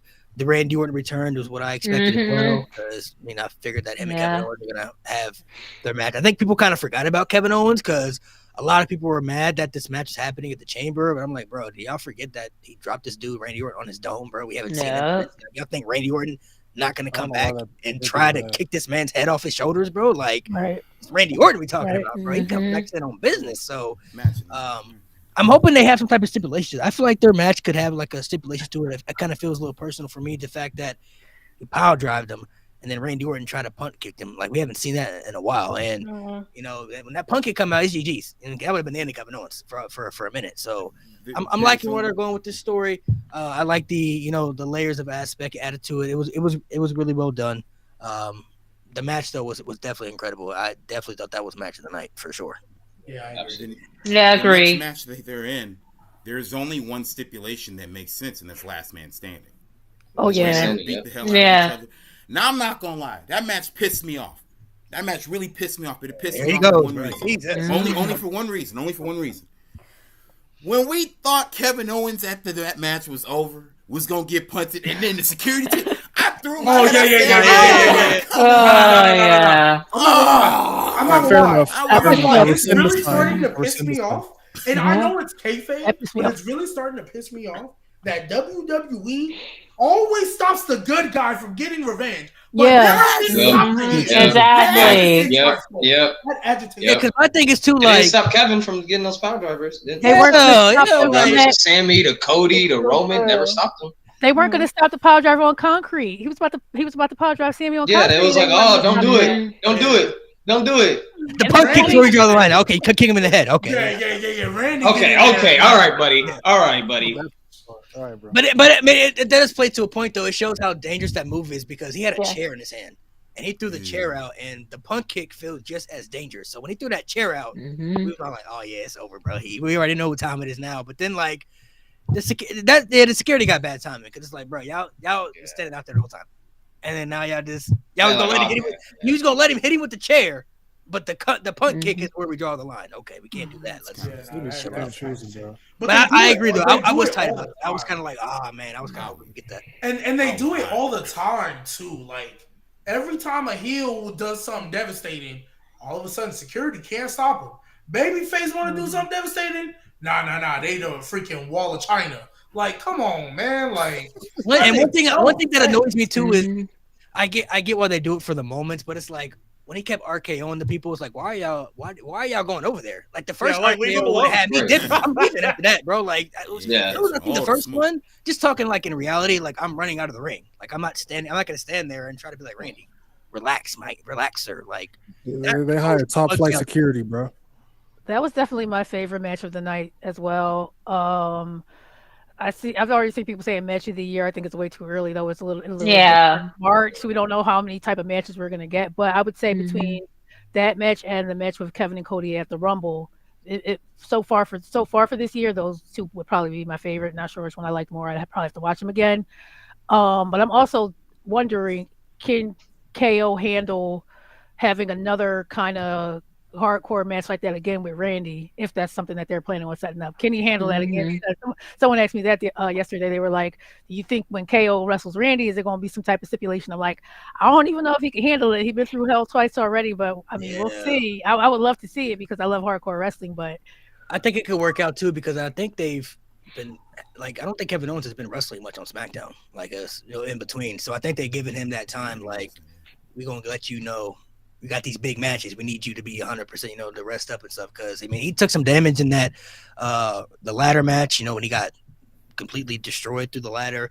Last night through the barbed wire. So he's taking some damage for it. That takes a toll on your body. So I mean, they might not add a stipulation. I guess they don't have to. I mean, people would still love it either way. But I feel like there are some storylines where you just feel like it's as needed. One match that we always criticize on here is the Randy Orton and Triple H match at WrestleMania 25 when it was like if the storyline was so great, but the match didn't live up because it was like there was no stipulation to it. Like after all that build that we had, it was the person it was beyond personal at that point, bro. It was like we're at a level where it's like there's no going back. The hatred is so high, but there's no like didn't they even make a stipulation where like if he got disqualified, he'd lose the title? Like if you get disqualified in this match, you lose the championship. Like that was why is that stipulation? Why I don't know. After that was after WrestleMania. That's when Randy kicked him in the head when the ref wasn't looking. But going into Mania, didn't it was a tag team? No, it was after that. It was Backlash. Oh, okay. I thought I could have sworn it was a tag. It was a 6-man. If anybody on Triple H's team had got disqualified, he'd lose the championship. And then Randy punted him in the head when the ref wasn't looking, and then Legacy won, and Randy won the title. So it was like so it was bringing it back to Kevin and Sammy. Let me just expound upon calling it the best match since last WrestleMania, and I'm not going to back down because I think it was. You guys have already talked about the story. You guys have already talked about the chemistry. You guys have already, I mean, and the trust that two wrestlers have to have in each other to do some of the shit they did last night. Not only that, but the innovation. We've seen things that we've either never seen or haven't seen in a while. The barbed wire chair, Sammy getting back body dropped off the top rope, through 2 tables, to the outside. Kevin ripping off the foam padding from the floor, just everything. And then, I mean this as a compliment. I know that this term gets a lot of hate, especially from AEW marks, which again, if that's you, whatever. They are, Kevin and Sammy are the epitome in the term professional wrestler of the word professional. Because as dangerous as everything looked last night, I never once thought for a second that either one of them was in any danger of getting legitimately hurt. And it was on display when they were doing the ringside apron bomb. And I'm not calling out anything you guys haven't seen. I know that. I'm just calling it out to support my point.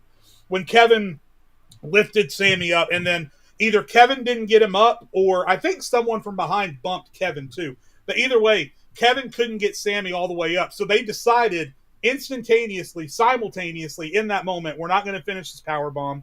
They do the spot where Sammy tries to fight out of it, and then Kevin brings him back in, and then they just redo the spot, and it looked beautiful. So Kevin and Sammy, again, I mean this with the utmost respect and with the highest compliment I can possibly surmise, put the capital P professional in professional wrestling. Those two may be two of the best technical wrestlers that have ever come through WWE. And the fact that their stories are so tightly intertwined together means that everything that they do together is magic, whether it's as a tag team 2 years ago at WrestleMania or going against each other for the umpteenth time at Elimination Chamber this year. It's just magic, and it reminds me a lot of John Cena and CM Punk, who even 11 years or whatever since the last time they saw each other in a ring, when it came down to Punk and Cena in the middle of the ring at Elimination Chamber, it was magic because they have this unspeakable, undescribable chemistry with each other in the ring. And it was and Kevin Owens and Sami Zayn have the same exact thing. So, yes, absolutely, in my opinion, which I know is just my opinion, I cannot look back at a single match, Gunther, Hell in a Cell, anything else be damned, that I have watched and been so blown away by as Kevin Owens versus Sami Zayn last night. It was tremendous. Okay. You know something, Jay? I'm going to do something I never do. I'm going to apologize to you. I'm going to apologize because I really thought about what you said. And correct me if I'm wrong. Kevin Owens and Sami Zayn are both from Canada, right? They are. And we all know the greatest wrestlers of all time come from Canada. So you're automatically right. Oh, my God. Edge? Yeah. I got nothing to say. I'm on Petty's good side. That's where I'm going to stay. Hey, Alan, you got shit on your shirt. You might want to change. Hey, man. I totally forgot to mention this. And I'm not gonna say too much. I just want to remind everybody that sometimes everybody want to get on me, but stuff like we just got to think a little bit. So, entrant number 30 in the Rumble. Remember when people was trying to cape for that, fighting Rhea, and she nowhere near the title picture. But hey, go ahead. She nowhere near the title talking about us. Not talking about us. We was Hey, they said G Baby was wild. They said G Baby and the brand and all that, and a little bit.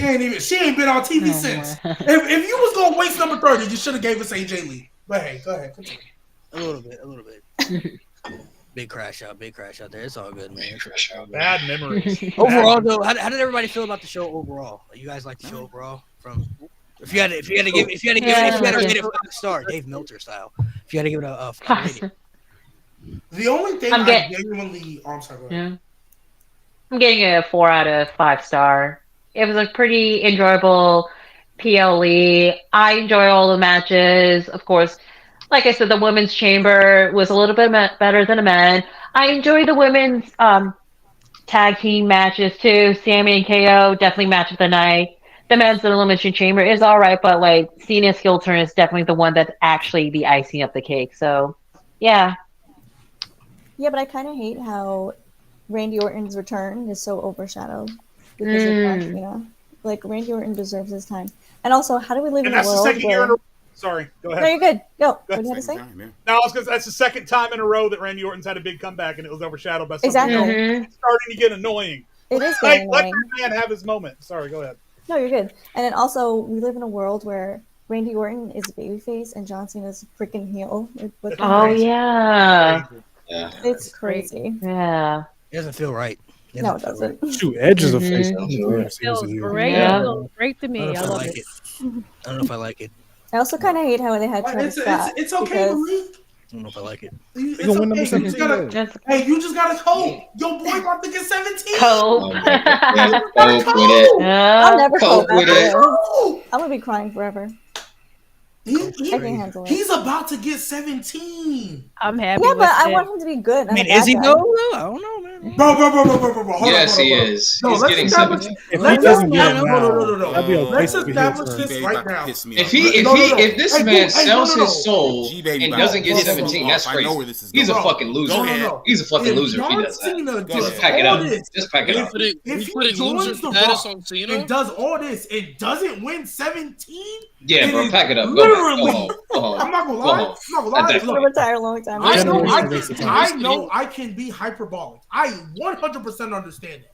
But that would piss me off way more than Goldberg squashing the Fiend will ever piss me off. Yeah, but That he will didn't piss have me to off. do All that. right, John buddy. has to All right, do buddy. that. All right, buddy. I'm All up- right, I'm buddy. up- Okay, No, buddy. Like, cut his If- mic. No. Cut his If mic. I'm with him. Cut his we mic. race a John Cena heel turn in his retirement for him not to win 17, it would be stupid pointless. It would be a Dude, waste Bray of Wyatt's everything. career. Yeah. That's why that sign can't be Would seen. Put up the sign, Mo. He was right.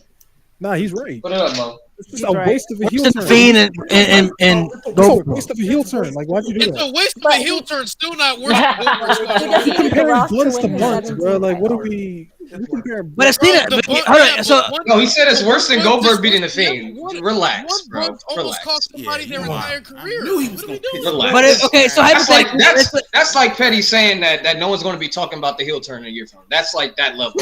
I stand. but y'all think, hold on, y'all don't think I said what I You don't said. believe that. You don't believe that. You don't. I do that. believe that. No, you And don't. until I'm Yeah, proven no, wrong, no. You and like I don't said, believe this if I'm shit. proven don't wrong, I believe will sit right back in this seat and Bro. admit it. It's the go shirt, ahead and bro. prepare yourself. That You shirt, can't that have- is the if shirt, we're bro. on- You can't have Betty, something if as we're big on- as John Cena turning heel and not give him 17. But y'all don't think he could win If they it? Like, give him okay, let's say he 17, lost I at Mania. swear Y'all don't to think he can God. still win it afterwards? Y'all think he has to win at Mania? Like, He should win at I Mania. was saying he No. He should win not at at Mania. all. No, That's what I'm He not should. gonna lie. No. What's the point of selling your soul just to lose? Mhm. That's crazy. Yeah, that is. At That that is point, bro, just Yeah. end the tour. Just end the That's tour. the price you Just end the pay. tour. I'm You're not, done. Cody getting booed. I'm not gonna lie. If I'm Cena with doesn't win, Nate. Cody If getting he booed. gets to Mania No, and I'm doesn't win, I don't need to see you the rest If of I'm The Rock, I'm see you the kicking rest you of out. the I'm done. My point Bro, exactly. if I'm you done. sell Like, your you soul do to that me, for you're him. John You're Cena, literally re-entering. Mr. White Meat Babyface for years. If you turn heel and don't win 17, Mhm. I don't want to see anything else you do the rest of the year. It's pointless. It's pointless. You turning heel and not getting 17, Cody, you got your 365. You're the next biggest star of the company. Yeah, You're you're good. right. You don't need to beat him. Cody can win it back. If you want to give it back to him, sure, later down the line. I'm cool with that. If Cena doesn't win 17, that is by far one of the Gotta win. dumbest decisions you could have ever made. Yeah. You should have just gave it to Drew at that point. Yeah. Turn Yeah. him Yeah. heel. At I'm that not saying point. I'm not saying he agree. won't win, but I'm saying I'm not saying he won't win, but I'm saying you think he has to do it at Mania. Yes, he has to. Yeah. Yes. There's Honestly, literally no point in Yes. selling your soul. So, okay. Yeah, because They why didn't would you lose want to? a for him. Why would He you has want to his kill the mind, his momentum of body, something like that? his soul, maybe his Mhm. whole, and he fucking. Wait a minute. Well, Wait, Malik, it would kill the Put that momentum. in there, Nate. Pause. It would kill the momentum if he didn't get Hey, it. yo! Gotta protect that virgin hole. Pause. Yeah, But wait a he- minute. Hold on. Let it go. Okay. Go ahead, Minx. Oh, I was just saying it would kill. To me, it would kill the momentum of this. This is like one of the craziest things that we've seen happen in a while, and Mhm. for this to be his last WrestleMania main event, as far as we know, maybe he'll come back years and years later. But as far as we know, this is the last WrestleMania main event. This is a heel turn that's taken 20 years. For him to not win, that would just be such a waste of momentum. Mm-hmm. And I was somebody, and listen, I was somebody saying before that I didn't want to see him necessarily get 17 because I felt like he didn't really need it. But now I'm like, after this, you put him all the way up here. You got him with the Rock. The Rock who's a heel. We rarely ever see the Rock be heel either. Now you got the Rock and Cena evil together going against the biggest baby face, and you're not going to give him the title. It's like, why would you waste this moment? And let's face it, too, from the Cody side of things. I mean, Cody has been brilliant in this title run, but he's way more interesting as a pursuer than he is as the champion. So it's not such a bad thing. He's had the title for a year at this point. And listen, everyone gets every time we have this conversation, people react to me just like Petty just reacted to me when I say it wouldn't be such a bad thing if Cody loses the title. You guys do know that before Roman Reigns, people used to have title reigns less than a year, less than 6 months, all the time, right? I mean, Roman Reigns is the exception, not the rule. Cody has had that thing for a year, so it's not like it's going to hurt him to lose the title. He can get it back down the road. It's been a year. Well, who cares? Let's also look at logical. Let's also. And the only reason I disagree is this. It's not so much the length of the title reign. I get you there. We agree on that. It's been over a year. But if you're looking at it from the Cody side, even though it's John Cena, I strived for 2 years, 3 years to climb the mountaintop. I get there, and then I lose to Cena and on Cena's way out.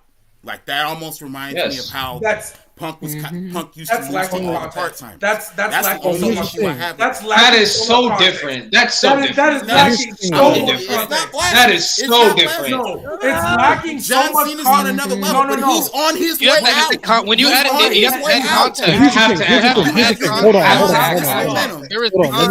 This is a scripted. That's not you fair. have to add. That's you not have fair to to add Cody. context. That's not fair to Cody. Yes, it is, bro. I got a hot take, bro. I'm not gonna lie, bro.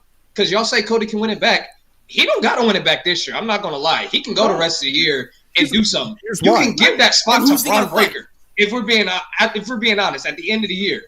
Because that's going to elevate him, take him to another level. Cody does not need to be Cena to go to another level. He is already the face of the company. He's already that guy. Everybody knows who Cody Rhodes is. He's fine. He doesn't even need to win the title back. He can lose, go on. He can go on and have great feuds for the rest of the year. He doesn't need that. He doesn't need to win. He doesn't need even to win it back the rest of the year. I agree.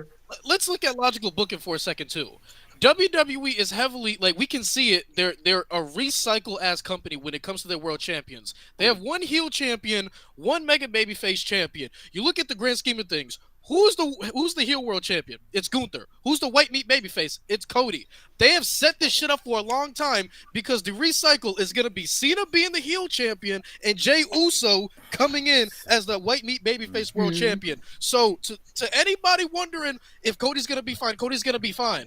There's another mega babyface that's going to step in and handle the role for a little bit until they're ready to put him back into that light. It's logical fucking booking. I don't understand what's so hard. He's not going to go down either. And can I ask y'all, Jake? It is. Can I ask y'all? Nowhere for him. No, you're right. I mean, because think about it. One, all these 14-time, 12-time, 11-time, 10-time world champions we got, a lot of their reigns was quick as fuck. Context behind it. There is context behind it, but they had their long reigns and they had their short reigns.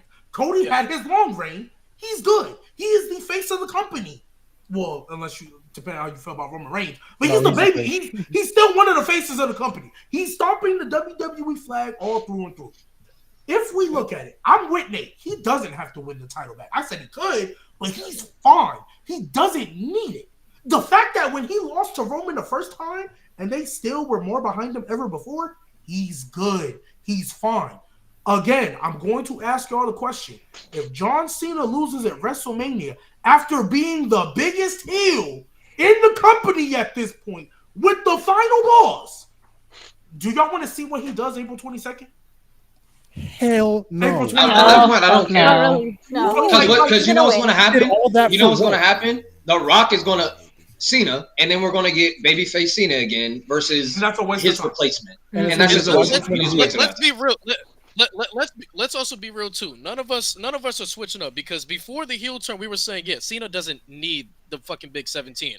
But we also got to be logical what we're watching too. Now that you took this direction, it would be a failure if you don't pull the trigger.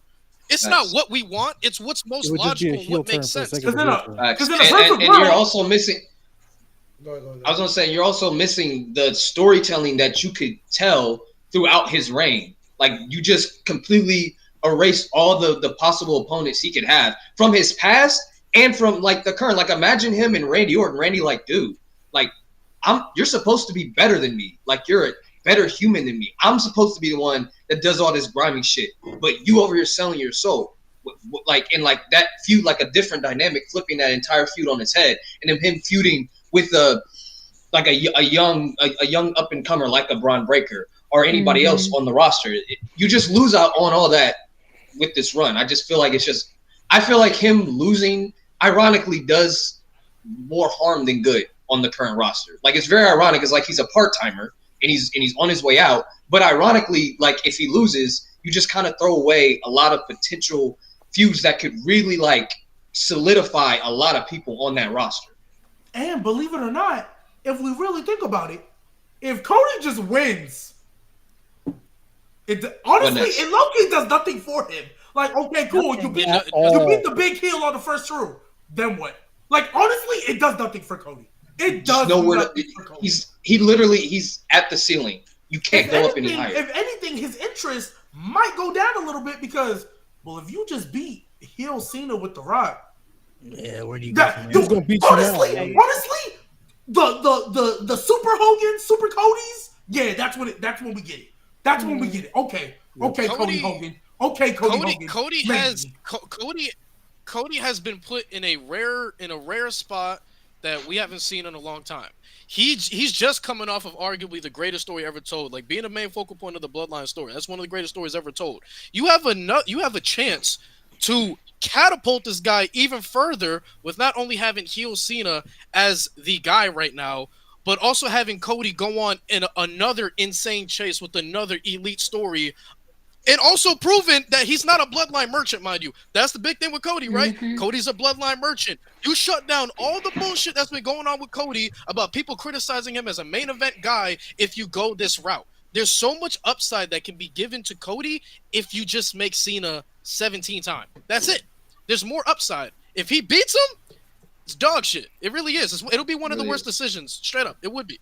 It'd be one of the worst decisions if Cody beats him. This turnaround could turn off to make Cody the biggest babyface of this generation they have for WWE. Just going off because I know Nate and G said that if he loses, he doesn't have to win it back, which I agree. But if he loses, he's 100% getting it back. Like that's going to be. He has to get it back. He's going to be a multi-time world champion. That's going to be his story. If this story hits, the top three babyfaces all time in order will be Cena, Hogan, Cody. Cody would be top three babyface ever. No ifs, ands, buts about it. Yep. I'm not gonna lie. I'm not gonna lie. I'm with Lewis though. I'm with Lewis. In Hogan's place. We're talking the same type of baby faces. Austin wasn't a white baby face. Okay, all right. That's what we're talking about. Okay, cool. I agree. That's it. He doesn't fit in that category. You know like Hulk Hogan, John Cena, Cody Rhodes, they were the guys of their eras that inspired kids to be like inspiration. Like people gravitated towards what they up to. Like Cody has a chance to really do something special where he has ability to do so many different layers with his character by beating some of the top guys. Because I don't see if Cena beats him, I don't see them not having Cody get his lick back. Like Cody's gonna get that win back, eventually. And Cena doesn't have to have a long reign. Hold SummerSlam, get rid of it. You know what I'm saying? Like by the end it'll be, or maybe the last show of the year for John Cena when he retires, whatever they want to do with it. But I agree that he doesn't have to get it back. But I think the story they would tell is he's going to have to fight to get that. And I think The Rock is going to be the one to hold him back. Like, The Rock isn't going to allow him to just get back in that. He's going to have to go through hoops and obstacles. Cody is on the cusp. People don't want to admit it, but Cody's on the cusp of doing shit that's legendary. You mean to tell me that if this story hits right, that he's coming off of one of the greatest stories ever told, one of the greatest Mania main events we've ever seen, already a champion, and then he's going to main event another Mania, go on another legendary story and get the belt back, that's going to be one of the greatest babyface runs we've ever seen on paper. Yeah. That's some legendary shit. It's so true. And there's also another aspect that we haven't even talked about. even though I still think he gonna get his lick back, how Roman gonna feel that final boss chose Cena over him? How Roman gonna feel that? Oh, Yes, sir. I'm glad somebody because said it. because I'm glad. Roman still last time he was looking at Cody, he was like, "I'm gonna get my title back." You gave it to You're in my Cena? way of life. Somebody who he smashed technically. Somebody. I didn't Pause. You see a Like, big pause, bro. God dang. Roman. Pause. I'm not gonna lie. This might lead to the Rock Roman feud we thought we were gonna get this year. Like, there's I so definitely many. think that it is. And, I and absolutely if, but think if that it is. Cena loses, you get like so many dominoes. When Rock came back, and I said he keeps changing his mind. I talked about how you have unintended negative side effects that happen if you just don't make up your mind. I need you to decide what you're going to do. You made this decision. Cool. Wouldn't have been the one I made, but you made the decision. Fine. Follow through. Cena has to win this. I would love to see, because when Cena first talked about how he wanted to turn heel, his whole thing was he was going to change the entrance, what he wore. He was going to show up less, work less hard. The whole anti-version of him. He can still do that here. We talk about his limited schedule. I don't want it to be Brock Lesnar type, you're not here, but he can go on that, yeah, I'm only going to be here for SummerSlam. Y'all figure it out. Now, that's probably OD, but he could do that because that's literally against what he does. He could be like, yeah, me and The Rock. What if they come out, yeah, me and The Rock going to be in a movie together? Again. Or not the first time. I don't think never done a video. They haven't. No. Fast and Furious. Rock was. Yeah. So that's what I was thinking, but he wasn't there for that. So what if they're like, oh yeah, we're in a movie? To answer somebody's question, so somebody asked in the chat, how does Cody win? Basically, it would be what The Rock was trying to do last year. Is they're gonna screw him. Like Cody, John Cena's not gonna beat Cody by himself. Like The Rock's being involved. It's gonna be a lot of shenanigans where it's like, Cody's going to look good losing. He's going to be protected, but he's going to get screwed in the end. Like, basically, what The Rock tried to do last year, it failed. This year, though, the plan going to have to work. Hold on. They said, how does Cena win? I don't understand how some of y'all are not seeing this vision at all. I genuinely don't understand at all how y'all not seeing John Cena winning number 17 off the back of having arguably the biggest heel turn we've had. Bro, you know the IWC is this, bro. This the IWC right now, bro. I just understand what y'all are not seeing. Hey, so Jay, I don't want you to put the durag on, but remember how I said a couple of weeks ago he was going to interfere in the main event? He finna do the same shit. Yeah. Listen, Hey, what if Solo come out? My problem with The Rock hasn't been. My problem with The Rock last year was the fact that he was involved at all. I'm not upset with The Rock being involved this year because, as one of these ladies said a little bit ago, that was needed this year. My problem with The Rock this year has been his fucking delivery. His delivery has been trash. You can't convince me otherwise. You guys, you know what? To his credit, though, at least his promo was straight to the point yesterday. He didn't cut it. It was. Keep doing that, Rock. But let me just say, because I got to jump off here in a minute. You guys are very smart and very insightful. I just want to be a mark for a minute. There's two things that I need to see Cena do in the coming weeks. That if he does it, I might just fly out of my roof. Number one, I need him I need him to come out to do a promo carrying a golden shovel with Cody's name on it. That's number one. Number two, I need him to come out to cut a promo. I need R-Truth's music to hit for him to come out and try and dap up Cena. And for Cena to lock him into the STFU and not let go until 100 people come out from the back and pull his ass off. Because that's going to be... that's going to get him so much heat. That's going to get him... That man... Oh, God. Before the show, if you haven't seen it on Twitter, they're already setting it up. They're already setting it up because Brandy tweeted... John Cena sucks. And R-Truth responded to that tweet and said, let's not jump to conclusions. Yeah. He's going to come out. He did the best ever STF of his career last night. He never locks that thing in. Yeah, he did it right. He did it right. He did it right. Nah. I still think. I'm sorry, Jade. I still think the one on Ziggler where he caught him from behind. Yeah, that was pretty good. Ziggler. I don't remember. I definitely feel like, though. I mean, there's You don't remember You're right that? about that. I mean, honestly, an easy way though to really get Cena hated, all they gotta do is just put him in the ring with Logan Paul, bro, and just have to do something with Logan Paul. and like help Logan Paul win a match. Imagine they a tag Something team. devious. Oh my gosh. Devious. A tag team. If he attaches himself with Logan Paul, If you want to give Cena a quick heat, just have him beat win him the right. titles. I said Beat just him put right. him in a tag team with him. Right now. But I'm saying like, beat Ray again. Beat up Ray? Yeah. I mean, that's light work. Actually, I want to see that. I want to see. He said, I want to see. I got surgery 6 times on my left knee. Wait, hold on. What if by some miraculous way? It's gonna be 6 what if by times some now. miraculous way, right? If we're gonna go with this Hill Cedar thing, just go all the way through. Some miraculous way. What's his face? Rey Mysterio wins the IC title in some tournament just for Cena to come out, and he's a Grand Slam champion. That's so messed up. Nah, next time we go to Chicago. Oh my God! Oh, yeah. Cena would be elite. Yeah. Oh my God, that'd be hilarious. That's crazy. Hey! You want Cena to get hit? Help him have Dom. I think the most exciting thing I think about what I'm looking forward to, definitely for Cena's heel turn character. I can't wait for the promos, bro. The promos Yeah. Oh yeah. He already. I mean, if you really look back at it, he already kind of cuts heelish promos. Like when he went in on Roman and everything. That was like very like that's very like step vibes. But now he can cut. I mean, if they let Cody say fuck, bro. Oh my God. John Cena got the bag, bro. You already know John Cena don't got script. So if they let him just kind of do what you got to do, bro. Like what they also need to do, and I don't want them to do this to a real kid. I want it to be a plant. But they need to put a producer's kid in the front row wearing the Cena hat and the Cena wristbands and have Cena walk by and tear that shit off of him. Yeah. Take that out, take the wristband, take the sign and rip it in half. Yes. Oh my God, that would be so good. Yeah, I remember back I in can't wait for Cena's theme music. What is this heel theme? Hopefully, watch him. Maybe Travis is on the track. Maybe he got something. No. Hey, you know what would really make Cena heel? Have him do a Death Rebel thing where they announce some bullshit.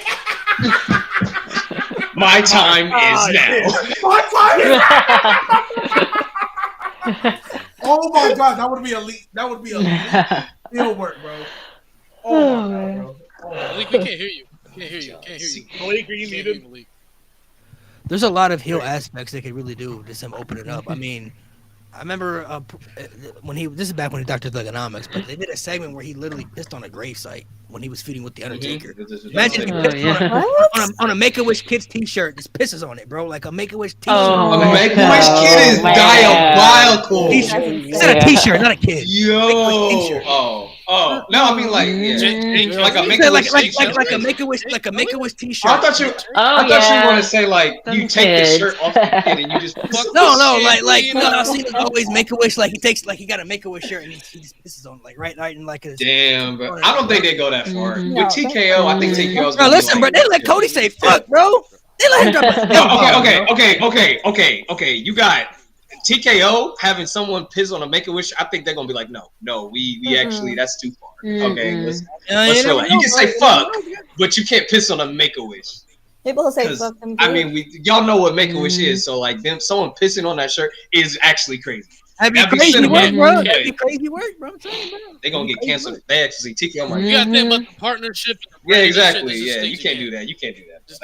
That would be crazy. He's not Make-A-Wish somewhere. They got somebody else for that. That's what Cody's for now. Cody the Make-A-Wish guy now. No, but that's still someone from WWE pissing on Make-A-Wish. They're gonna be like, no, branding. Like we can't do that. Yeah. Oh, no, I'm not saying it'll happen, but listen, bro. Now Cena burning his old merch with the hustle logo. Oh yeah. Oh, burning merch. Yeah, they could do that. That's easy. Yeah. That's his merch, so I mean, he could burn his old shit. Yeah. Can you burn the purple one that he wore in 2010, please? But he got to embrace that. I'm interested to see if they go back to talk about like the stuff about like the Let's Go Cena sucks stuff. Like if they go back into those aspects. Yes. Diving into loyalty, Hey, Bruce, do disrespect. you know how many people are gonna suffer with Cena on the mic? He's cooking everybody. Everybody, bro. Yeah, everybody going down. Everybody. And now that he's healed too, Sorry, he's cooking everybody, bro. He's cooking everybody. Nobody says a chance. Nobody stood a chance when he's babyface. Now that he's healed. Come on, bro. His whole gimmick should be very up and coming. Keep Austin Theory away from me, please.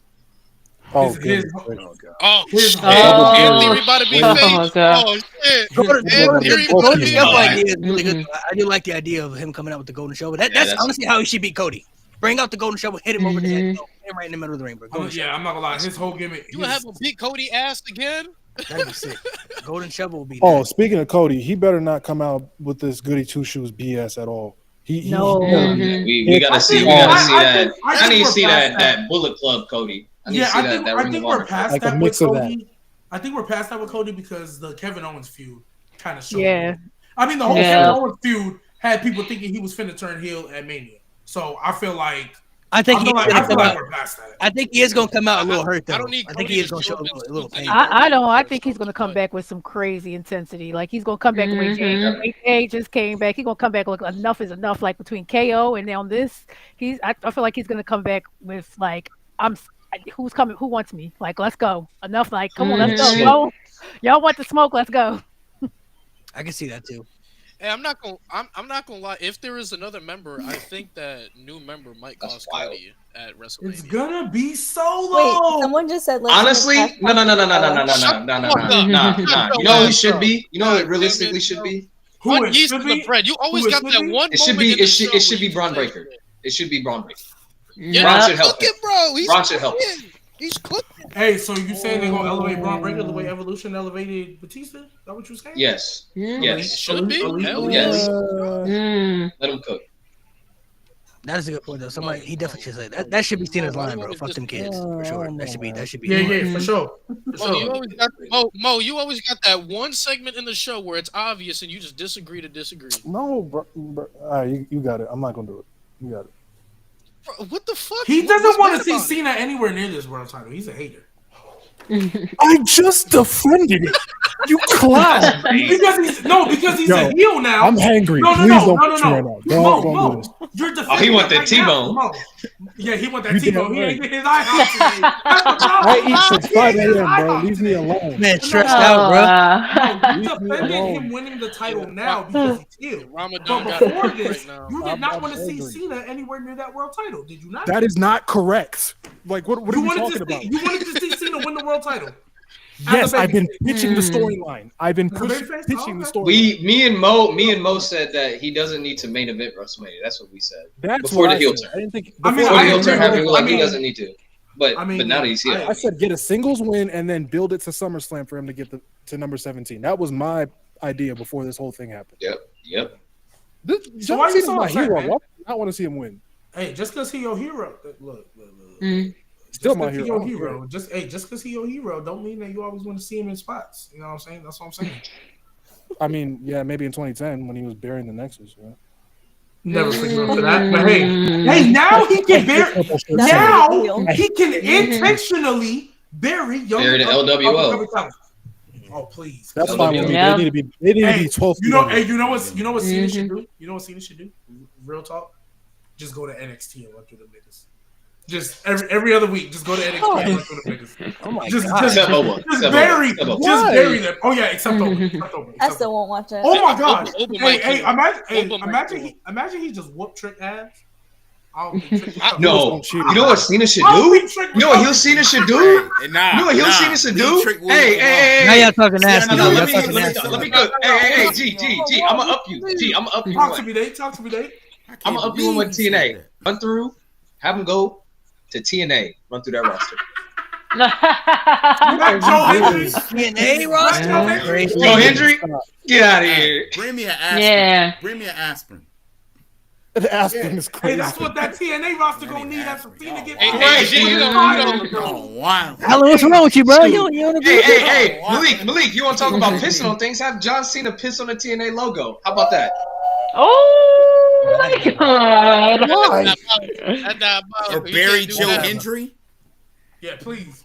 They just just said that in the chat. Hey, you know, come to think of it, I mean, Goldberg. You know how Cena can really piss us off? Here you go. Hey, you know how Cena can really piss us off? Bring back that weak ass finisher he used to do when he came back that one time. Oh yeah, that freaking cunt! Oh man, Hey, I'm gonna need him to go to TNA too and pack up Jeff Hardy too, bro. Cause you remember Jeff Hardy said I bigger than you. You say he's bigger than me, bro? Bigger than me? Hey, I heard about that. Shut that down. Oh my god. Shut that down, Jeff. Yeah. I pack up Jeff Hardy for sure. John Cena happily open to that one. So what? Okay, so now that we kind of got a landscape of WrestleMania, this is one of the biggest fears we always have about Mania because there's gonna be some people left off the show, unfortunately, because everybody's gonna fit. They're not gonna do all multi-man matches. What are some people that you think are either gonna be thrown in multi-person matches or unfortunately gonna be in that good old battle royal this year? Nate just said it. Go ahead, Nate. The mid-card title. The women's IC champion, Triple H ain't booking that. He ain't booking a match for that. If Becky not coming back, he not booking that. He not booking that match. Nope. Lyra's gonna be the first one. Ivy Nile right now, bro. Like, what are we? Well, I think that was kind of obvious though. But I'm like, what? Okay, so what about like LA Knight? What? No, he's there. He's gonna win the US title back. Oh, yeah, Or Mania? Or at Mania? I think they better not check. I think the SmackDown before Mania. At this point, probably SmackDown. Yeah. No, honestly, if I'm being honest, just by the way it seemed like they showed that little whole triple threat, well, the singles matches to the triple threat. You know what I think is going to happen because it's going to piss us off.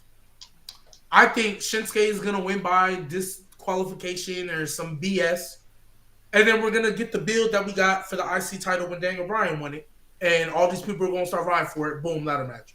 That's one of the ladder matches. I'm fully convinced that's one of the ladder matches.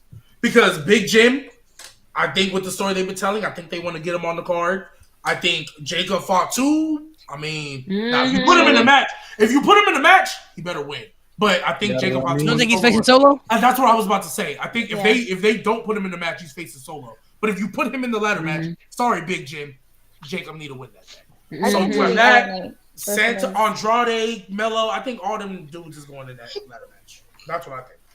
I think the women's IC title actually has a better chance of getting the Mania match than the Raw tag team title. Jesus, I forgot about them. That's a good point. Yeah. Well, who's the champs? War Raiders. Who's the champ? Yeah. Oh my God. Have them, and they haven't. Like, They've barely been defending them. They've barely been on TV with them. I remember that was their whole beef with the Judgment Day. You never defend your titles. Look at the War Raiders doing this same shit. And the War Raiders now look at you now. Either still. I forgot. Y'all ready for Because I'm telling y'all right now, they're gonna do this because Rey Mysterio gonna be facing the New Day at WrestleMania. He gonna need a partner. It's gonna be Penta, bro. He gonna be teaming with Penta. It ain't gonna be Dragon Lee. It's gonna be Penta and Rey Mysterio versus the New Day at WrestleMania. So Dragon Lee is gonna the New Day. Dragon Lee is gonna turn on Rey Mysterio because he didn't pick him just like Carlito did. Is Dragon Lee gonna be the new member of the Judgment Day? Is Dragon Lee gonna be the new member of the Judgment Day? I'm not gonna lie. It's going down the same path. No, G, you don't know. You obviously don't know Triple H. He's gonna go to Legado del Fantasma because you got to keep the Latinos together. Unfortunately for him, probably. Unfortunately, I mean, that's one match that I definitely see doing because they already been teasing that a little bit, with the interaction. I see that. Like that match is probably going to be the tag team match over the actual tag team titles being for the Raw side on WrestleMania. So. Just give the New Day the tag title. That's what they should do. I want to address. I gotta address something real quick. Because somebody in the chat earlier said we owe Triple H an apology. We don't. He's still on Fry Watch. He's still on Fry Watch.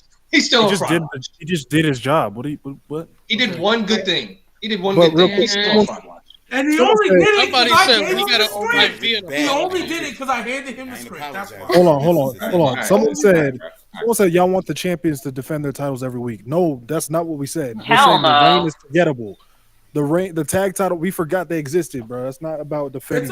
It's a bad thing when you forget 4 of your champions on 2 3-hour shows. Also, we're talking about 3-hour shows. Also, we're talking about WrestleMania. I think every single title should be defended on WrestleMania. I agree. I don't think a title should be left out. That's crazy. But that's the problem. They just have too. And if you're at least not going to defend it, I feel like you should be involved in something. I was like, that one it just depends because I'm not gonna lie. Sometimes they've left off U.S. titles sometimes. But I feel, if you're a champion though, I feel like you have to be involved in something. Like back when they used to have the Money in the Bank, like Shelton Benjamin was IC champ a couple times. At least he's on the show though. Like damn, at least he in the match. MVP was your champion one time for Money in the Bank. At least he was on WrestleMania though. Like. Better to be on the show than just have a champion not on the show, because then that kind of makes it feel like your title reign is really kind of nothing. Like you could and they don't even exist. Like they're not even versing anybody. I mean, look, I've been said that Triple H didn't fail under the pressure, under the peer pressure of probably TKO and the internet introducing the mid-card titles. Because now, let's be real, Why? Like bluntly stated, nothing against them as workers and as people. Who wants to see Lyra versus Ivy? I definitely, even though I want Chelsea Green Not on a Mania. even though I want Chelsea Green on the card, they better not put B-Fab or me again against her. They better not. It's I going to want be to see Chelsea on the card. Yeah, that's probably It's what it's going to be. But and that I can get with more because at least there's a story behind that they've invested in. Why I don't me again? You've lost every single time. B-Fab, you won. Have you won a match? Have you pinned anybody? I don't know. Ivy, have you pinned anybody? I don't know. Like I don't want to see like maybe Dakota if you want to give her something. Okay, I can kind of get behind Dakota versus Lyra. But even then, last year's Mania had how many matches a night? 7? 7 or 9, yeah. Yeah. 7 and 6. No, 7 and 6. Oh, 7 and 6. Okay, so 13 13 total. So let's just say they do 7 and 7. You have 11 titles. Exactly. You have 11 titles on 14 or 13 matches, and 3 matches are for sure going there because it's going to be blood feuds. Randy, Kevin, Seth, Punk, and then whatever Roman does. Those are 3 matches right there. Roman's involved in that, though. I think it's a triple. Jacob Solo. There's 3 right there. Drew and Damian Priest, too. There's 4. So a title's going to be left off for sure. Hey, that's unless they want to make it 2 8-match cards, then I don't know. Yeah. I mean, they could, but still, then I don't think they should. They should. And they should. They should. Like they're definitely going to have to 8-match cards or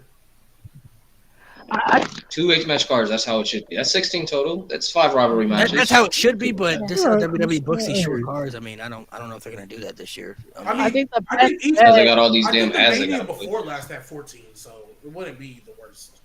What, 39? No. 39, I thought had. Well, 39, it had 13, I think 13 advertised, but then like Snoop Dogg and then Shane booked it on like those matches were like extra stuff. So it was like, I think it was like 14 in total. They had those. Plus 39 was before they started doing the short match cards too. I think the best bet women's mid card titles, if they do put them on the Mania card, is maybe triple threat or fatal 4-ways. I think that might be the best bet. Like I said, if we see Chelsea versus Michin again, we already saw that on SmackDown like twice. Yeah. Like I think the best bet with that would be maybe they could have the fatal 4-way with Chelsea, Michin, B-Fab, and maybe Zelina Vega, since they gave her a whole video package. I don't know, but yeah, I don't think either of those are interesting enough to the fans for singles matches, unfortunately. Yeah, because they're definitely going to have. I mean, we already named a couple of matches that don't even have titles that are going to be on the show. And then, of course, you got the that we already know about. Totally forgot about Roxanne versus Bailey too. Yep. Roxanne and Bailey's looks like another match they're going to be adding to for Mania. But the fact that they did that on SmackDown confuses me too. Which one? Roxanne and Bailey. They did that was the SmackDown match, right? On Friday. The tag match, yeah, that was. It wasn't a tag match. Oh, I'm tripping. It was a tag match, but she pinned Bailey. I know SmackDown can be forgettable. SmackDown can be forgettable. Yeah. I'm not I mean, I work I'm anyway. not I skipped through SmackDown, even though I don't hate it as much as y'all do. I definitely skip through it more than I skip through Raw. You skip? I do that with every weekly show. I ain't gonna lie. Well, Raw, I tend to like enjoy more of the segments. Like I'll watch when I have time. Yeah. But like SmackDown, oh, this match is happening. Oh, another tag match. You know how this is going. Skip to the last 2 minutes. Oh, see, I watched the whole thing, but with SmackDown, I'm on my phone more between certain matches than I am with Raw. With Raw, I'm paying a little bit more attention when it's on. Yeah. I'm like those people who the people who still stream watch-alongs like to SmackDown. Not gonna lie, you guys are warriors. So it's, I would not be able to sit there and watch some of the promo segments and 3 hours too, man. Oof. Yeah. Yep. Do we think Cena's gonna be on SmackDown or Raw? Raw because it's Smack. Netflix. Raw because it's Netflix. I think they're gonna change that program to Raw because that's where The Rock keeps showing up. So I think it's gonna be Raw. Oh, you talking about that? They still gonna be cutting segments. Yeah. Oh, word. Even though it's they still, Bro, Nate, we love dark humor, bro. Did y'all see what Miles Bourne posted? Oh, bro, I saw He posted. What he post? This is all a reference. So this is all a reference to my V and Cena, right? So he says one can smell, one can't see, It's only right for me to join and make it 3. Can't hear. God, I love Miles, man. I love That's Miles. foul, bro. That's crazy. Shout out my boy Miles. Chat, if you didn't know, Miles Bourne is deaf. He is deaf. That's the joke. Vic Joseph's a menace, bro. Did you hear what he said on NXT? I heard him say something slick, bro. He said this is so loud even Miles can hear it. Yeah! I was like, You saw what he said on Twitter? He said, "Stop calling me Randy Orton. He can hear voices. I can't hear shit." I was at NXT, so I didn't hear that line when the picture was. I didn't hear that either. That is kind of diabolical. That's a very heelish, a very heelish commentary thing to say, though. Too. It's weird that he. Nah, Vic Joseph be getting in. That's crazy. That's weird. Vic Joseph. He does. He do. He lucky minutes. I'm not gonna lie. He does. Just be on there having fun. Ladies, since you're all new to the podcast, so I guess I'll ask everybody individually. Do you have any of your own personal hot takes you'd like to share for the pod? Something maybe that you just strongly believe in. Maybe something that you just don't like, something that you do like. Maybe other people don't like. We're all into different things. We all like different stuff. So some people like this, some people like that. Some people don't care enough for this. So just something that you have that you just want to throw out there. Yeah, we got to stop worrying about wrestlers' ages. I don't get all Exactly. I don't want these old people back. Why not? Did you not watch last night? What you mean you don't want these old people back? Yes, you do. Deep down inside, yes, you do. You absolutely want the Rock and Cena back on your TV. I think people just want to say, I want the new stars. I want the new stars. I want the new stars because it's popular to say. But in reality, we see which segments get the most viewers. We see who sells the most merch. And it's them people in their 40s and 50s who've been in the company for about 20 years because they got the name recognition. So I've been saying for a long time, I don't care how old they are. If it's entertaining, like last night's segment with the heel turn was one of the most entertaining things we've seen all year. Because I've heard a lot of people say, "Oh, the Rock's got to go. Why would we bring back Rock and Cena anyway? They're old." I'm like, they're entertaining. It's crazy. I don't understand the age argument either. Motherfuckers complaining about young stars. Yet a 39-year-old Yep. Royal Rumble. Shut your ass. Yeah, I was about to say, dude, they're trying to build stars and y'all one of If we're not counting age, does that mean I can vouch for Goldberg? No. Yeah, hey. All right. That age don't matter. Hey, hold up. Put that sign. Because the age thing don't matter. Guy coming back for another match, bro. You feel me? Because Chris Jericho. Malik. I'm the go, buddy. Chris Jericho. Hey, Chris Jericho had a banger against Bandito last week, though. They were chanting. This is awesome. That was a good ass match. In big 2025, bro. What are we doing? He can still wrestle. Everything else. Before that bell ring. I'm about to say before that bell ring. He can still be entertaining to that bell ring. Hey, the learning tree. That stuff is elite. Hi guys. Huh? Honestly, I get a kick out of it every time he does it. I see Jericho when I'm skimming through Dynamite, and I skip that. I'm not watching Chris Jericho. Yeah. Learning tree though is pretty. Learning tree is pretty cool though. It's okay. It's funny. It's okay. But it's funny sometimes. I just know it's gonna. It's not bad. It's not that bad. It's gonna be followed by a horrific match. That's why I don't like it. If I was maybe getting some good stuff out of it, maybe I would enjoy it. The learning tree ain't. It's not great, but it's not terrible either. I can tolerate it. It's just Jericho leeching off the young talent. Yeah. Whose mic is going crazy right now? Hey, but that's what Cena about to do all year. At least Cena's giving us. He gonna give us cinema. Shit, he gonna put somebody over. He's actually gonna put somebody over. Is he? Hey, listen, I told y'all. I told y'all Chris Jericho is winning these matches because when he was in WWE, he had to put everybody over. He getting his lip back down, bro. Chris Jericho, bro, I lost everybody at one point, bro. It's time for me to win, bro. I don't care how old I am. He tough, right? He be alright. Everybody in WWE. The fans are loving Brian Keith and Big Bill, though. I mean, in fairness, you should cut him loose. Cut him loose from Jericho. Who's his competition? Brian Keith should beat Jericho for that title, by the way. Facts. Brian Keith is awesome. I would rather Big Bill give it over Brian Keith, to be honest. So Big Bill not ready for that yet? Who's his genuine competition in Ring of Honor? Like, who would be the number one contender? Jericho? Right now, Bandito. No, yeah. I mean, we could bring Luchasaurus back. I mean, hey, Please, bro. Please. I mean, he's like 100% better. That is my guy right there, Luchasaurus. I'm not Yeah. we Hey, gonna Nate, have a we talk talk about about Luchasaurus, bro. Nate. We talk about depth on a roster. Jesus. Yeah. Wait, I got a hot okay, take. so that was your little take right there. Okay, what Wait, I got one. You got one? Okay, wait. Okay. I cannot stand when they push like Travis Scott. Actually, I thought that was a hot take, but I think everyone just agreed that we don't need artists. Because then all the bandwagoners come, and then everything else gets so expensive, and then we can never buy tickets because they're like $2,000. So the price. So you don't like? I agree with the prices. You don't like the artist aspect in wrestling at all? Like you don't want to see artists at all in wrestling? I do, but like last night, we didn't need to have Travis Scott with John Cena and The Rock. Like he was not needed at all. So just for certain things, and just for like certain things. Yeah, basically that's it. Like Taylor Swift in the NFL. You know, why should Hey, I'm not gonna lie, that was elite. Bring up the ratings though. I'm not gonna lie, Taylor Swift that year was elite. Do y'all remember the what's her album number or whatever? It was like the number 13 or something like that. Or what's her whatever that album was. There was like a whole like, yeah, the Chiefs are gonna win the Super Bowl. This added up to 13. This was 13 days since this. They met on the 13th. It was like crazy. I was like, yeah. That was elite. Taylor Swift that year was elite. I'll let you go. What did you Honestly, I'm just gonna say this: the whole Death Rider storyline in AEW is still complete as it makes no sense whatsoever. I don't know.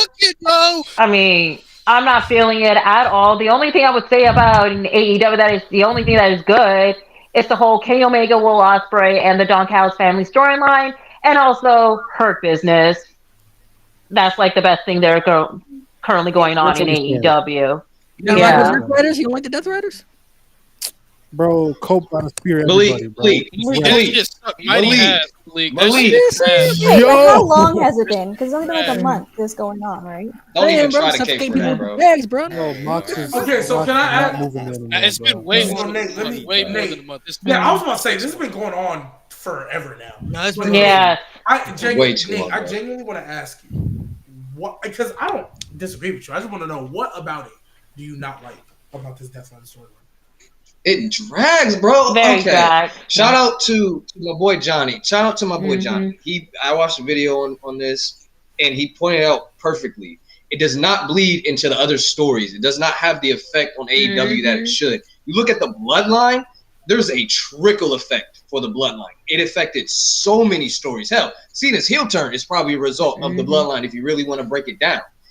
The Death Riders, oh my God, it doesn't do anything special. Like, it doesn't affect, like, you have all these people on you have all these people that are just in their own worlds doing this stuff, and then it's like, okay, we want to bring you into the story now because, like, we need bodies. Like, MJF, he was feuding with Jeff Jarrett, and then, like, oh, I don't want to face the Death Riders. Like, I get it, it's his character, but I'm like, but you want the gold pack, right? Like, you should, like, maybe try to pay somebody to help you fight the Death Riders, and like Swerve was doing his shit. I'm like, these are people who's like, I love AW, I bleed AW, and you're like, wait, so Swerve hasn't not seen these people? Swerve hasn't confronted?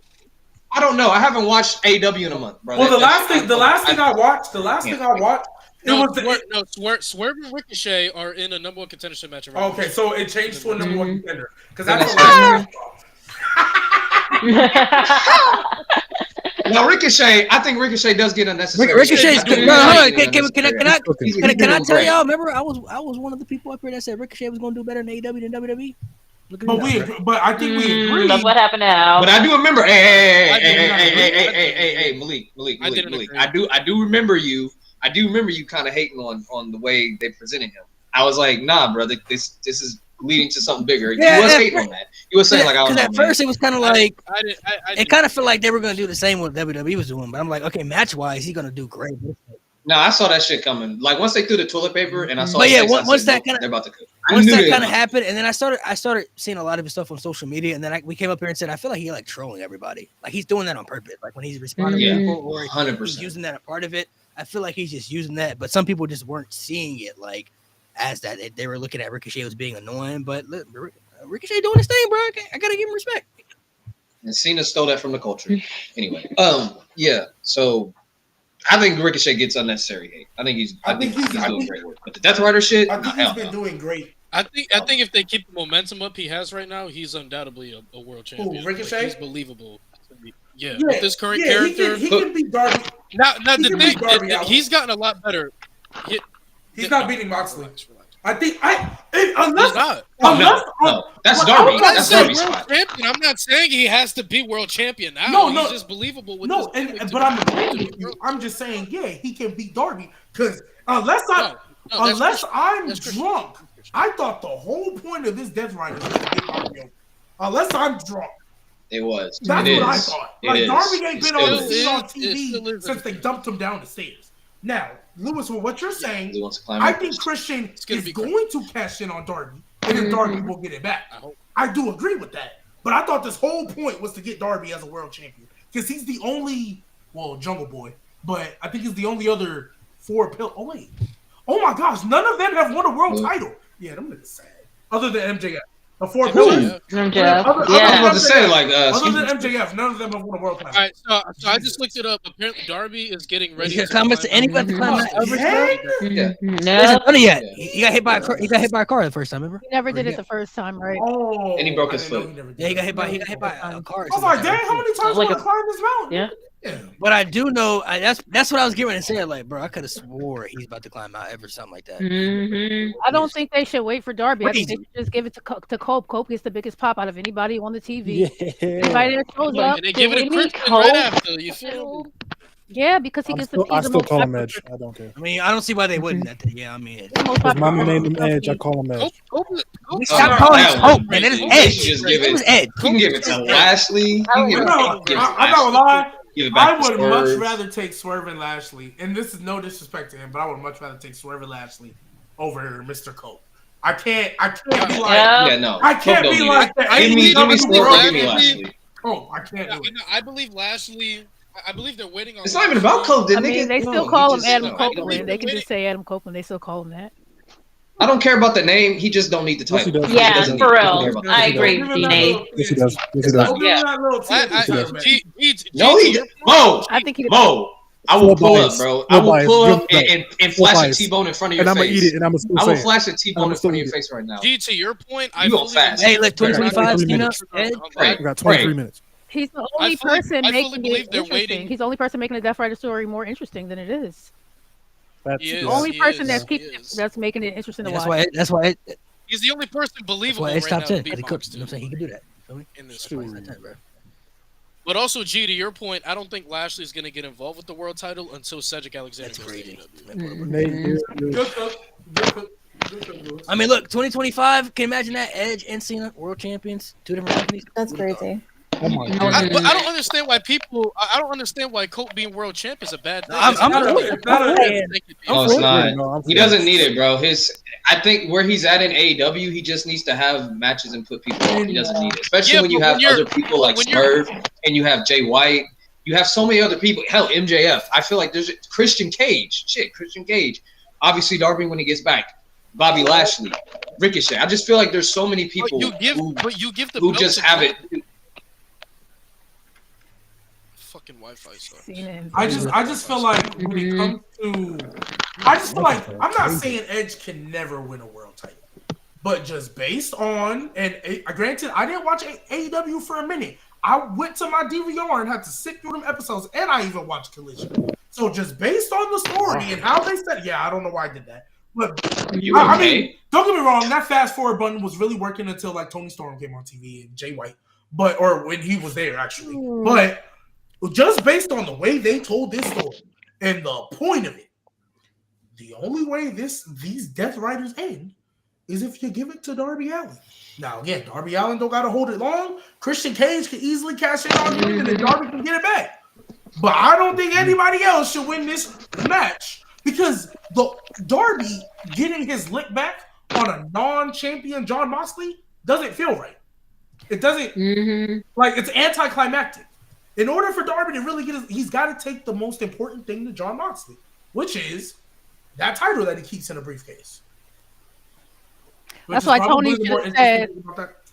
That's why Tony should have said, "No, climb that mountain next year." No, you're in the middle of this.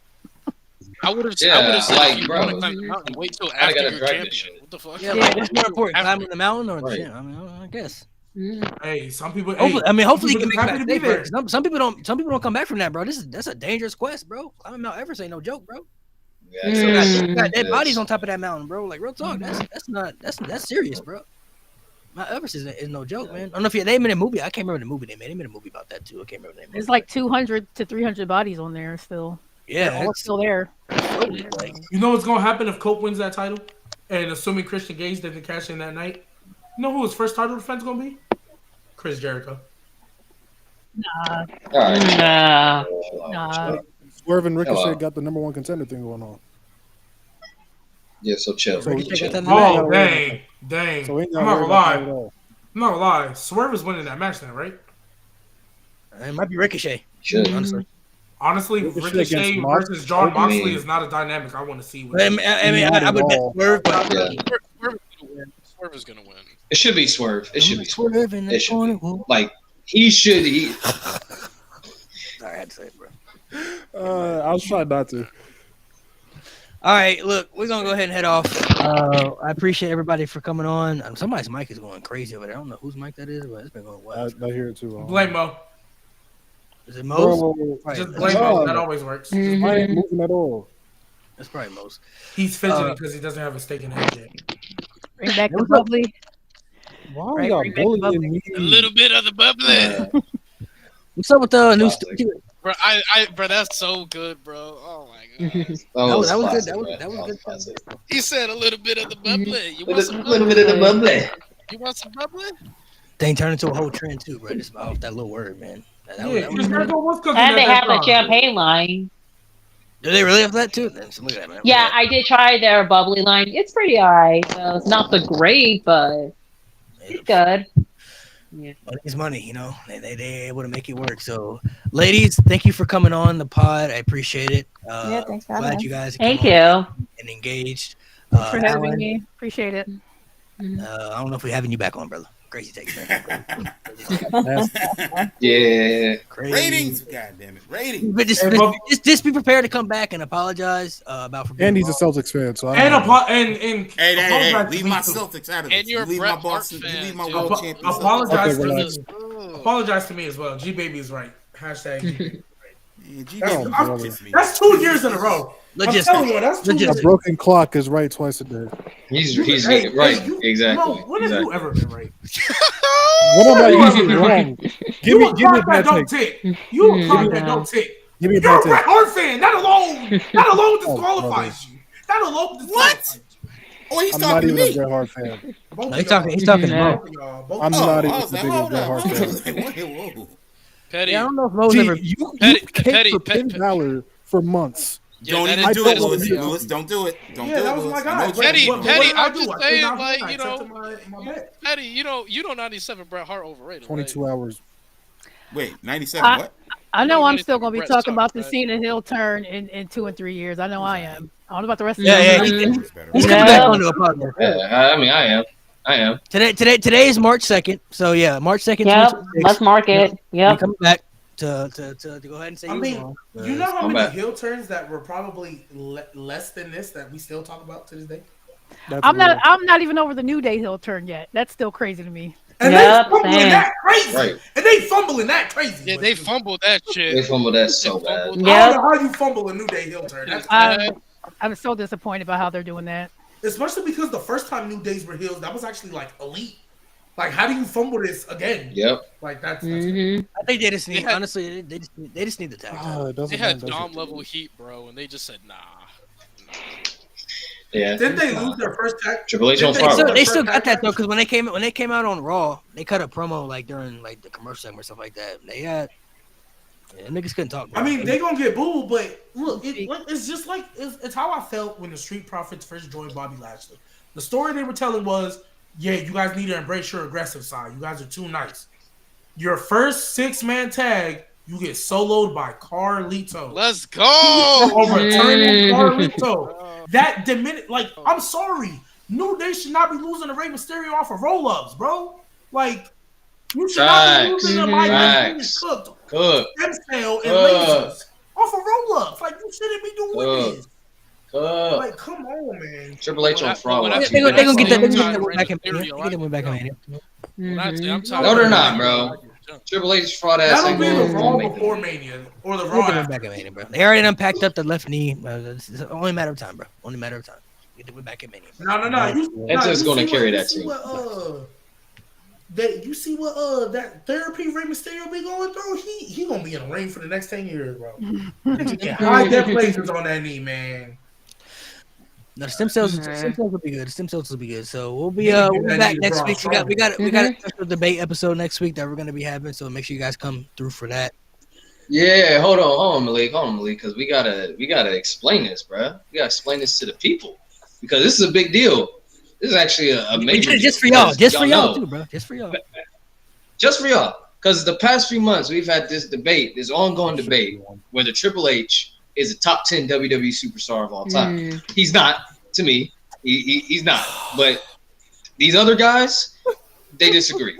These other guys disagree. But I got a couple people that are on my side. So I'm bringing my best people. Y'all can bring another person. And we're going to get this cracking. We're going to have the ultimate wrestling debate. We're going to have 3 categories of Triple H. And we'll tell you the categories next week. We got to lock them in first. This better be serious wrestling related, because if it's this is very wrestling related, bro. If this is political shit, I'm leaving. I promise. We're gonna lock everything in. But it's the greatest thing about this one, top 10 or not. So I mean, if I hear Stephanie McMahon, bro. But the greatest. If I hear that shit, I'm out, bro. Listen. The greatest thing about this debate is that there's no host. There's not gonna be somebody deciding who wins each round, because this is so biased on everybody's end. So you, the people, will be able to vote who wins each round. So this debate is in your hands. So if you think Triple H is top 10 of all time, I feel sorry for you. But please pull up. If you riding with me and think Triple H is not top 10 of all time, pull up. This is going to be for the people. Chat, just so you know, I'm the only one that's undefeated on this panel in Ultimate Wrestling Debate. So just rock with me. Have we not always been on the same team, Lewis? I've never lost. It don't matter. I've never lost. Always been on the same team? I feel like there's never been a time I've been against you. Like one time. We got it in the bag next week. We got it in the bag next week. I mean like there's been one time where we haven't been on a team. We got it in the bag next week. The fact that we even gotta have this debate is kind of disrespectful for Triple H. I ain't gonna lie to you. It's very disrespectful. Thank you. That's crazy. Hey, I will say this debate, I keep saying how we changing it. Because you know why? The vibe's gonna be different. You'll understand later this week. You'll understand what that means. You bringing up Nico vibes? Is it just the top 10 in WWE or just all of wrestling? No, okay. So to break it down to you, it started with Jade. Jade, he put something together for like something where we had to guess like his top 30 wrestlers just in wrestling, and he didn't have Triple H in the top 30. He had Kofi Kingston in the top 30, not Triple H. I was like, how the fuck is Kofi Kingston in the top 30 and Triple H ain't top 30 all time? I need to explain that. But then it got to the conversations of, is he top 10 all time in WWE? And I thought it was unanimously yes. And then there were people that came and said no. So I'm like, what are we doing here? Okay, who's above him? And some people threw out different names. And then it became a different topic. And then it went viral on socials that we had because people obviously said, some people said yes, some people said no. It was very diverse. And to my surprise, it was very like split middle. Like some people said yes, some people said no. So we made a bunch of clips about it. And they went pretty big, and we thought we'd just make a debate about it. We just gonna have a debate, and we just ended at that because there are some people who are for it, and some people who don't have him in the top 10 are for political reasons. I know people who don't have him in there because of who he's married to and stuff like that, and they feel like that elevates him more than that. Then there are people who feel like his wrestling wasn't as good as others, so it just different people's criterias. But it started with that. And then it went to the top 10. But this debate is just top 10 in WWE. This is just strictly in the WWE as a WWE superstar, not all of wrestling. So that's where this debate will be, which we'll talk about it next week. So there's a lot to unfold in that. But ladies, thank you for coming through. I appreciate it. I'll let you guys plug in your socials one more time before we head off here. So Sienna, I'll let you plug in your stuff one last time to everybody where they can follow you. Then Minx, and then Jesse, you can go after, and then we'll go ahead and sign off. All right, follow me on Instagram Blue Sky and Threads at Sienna_Chanel_ that's on the bottom of the caption. Also follow me on YouTube at Sienna Chanel. Sometime I do twitch.tv/Sienna Chanel, where I normally do streaming, mostly Tekken and 2K. Depends on my timing too. So that's all my plugs. And again, thank you for having me. It was a lot of fun and all that. And yeah, just make sure to follow me where I do like mostly wrestling related content that is like satire, think piece a little bit, and also my journey as a, soon to be wrestling manager, currently in training for almost 2 months. Yeah. Okay, you can follow me. My handle's right there. Right there, Mix Morose. It's on. I pretty much just use TikTok and Instagram. Like I said at the start of the stream, I do cosplay and fitness stuff. That's what I'm getting into the most right now. And then I also have an art page, Zeros Media. You can find the link to that on my Instagram page. I've been doing a lot of wrestling fan art lately, and it's been getting shared. Jericho shared it on his page. Mercedes Monet, the Outrunners, everybody's been sharing my art of them. So, yes, that's pretty much what I do. And you can follow me, Jessie, on it's just Jessie Lee on TikTok, and it's just a bunch of wrestling content for WWE. And thanks for having me, guys. Thank you for coming on. Thank you guys for coming through. Make sure you guys subscribe to the pod, man. We'll be back next week, man. We got a bunch of crazy episodes coming. So this road to WrestleMania is crazy. We got to end off the right way. They ain't been here in a while, so we got to do it the right way. Sir. As always, we told you we don't tolerate the Omar slander. He's rolling in his grave. How dare you? It is only right to be Giant homosexual, bro. Gonzalez It's only right, bro. It's not even Greatest of all time. What? Greatest of all. Oh wow. Oh, Been a while, it's been bro. a while. I met him. Oh, My it's dream only came it's only true. right you do it now, bro. I've done your job the past 2 weeks. Yeah.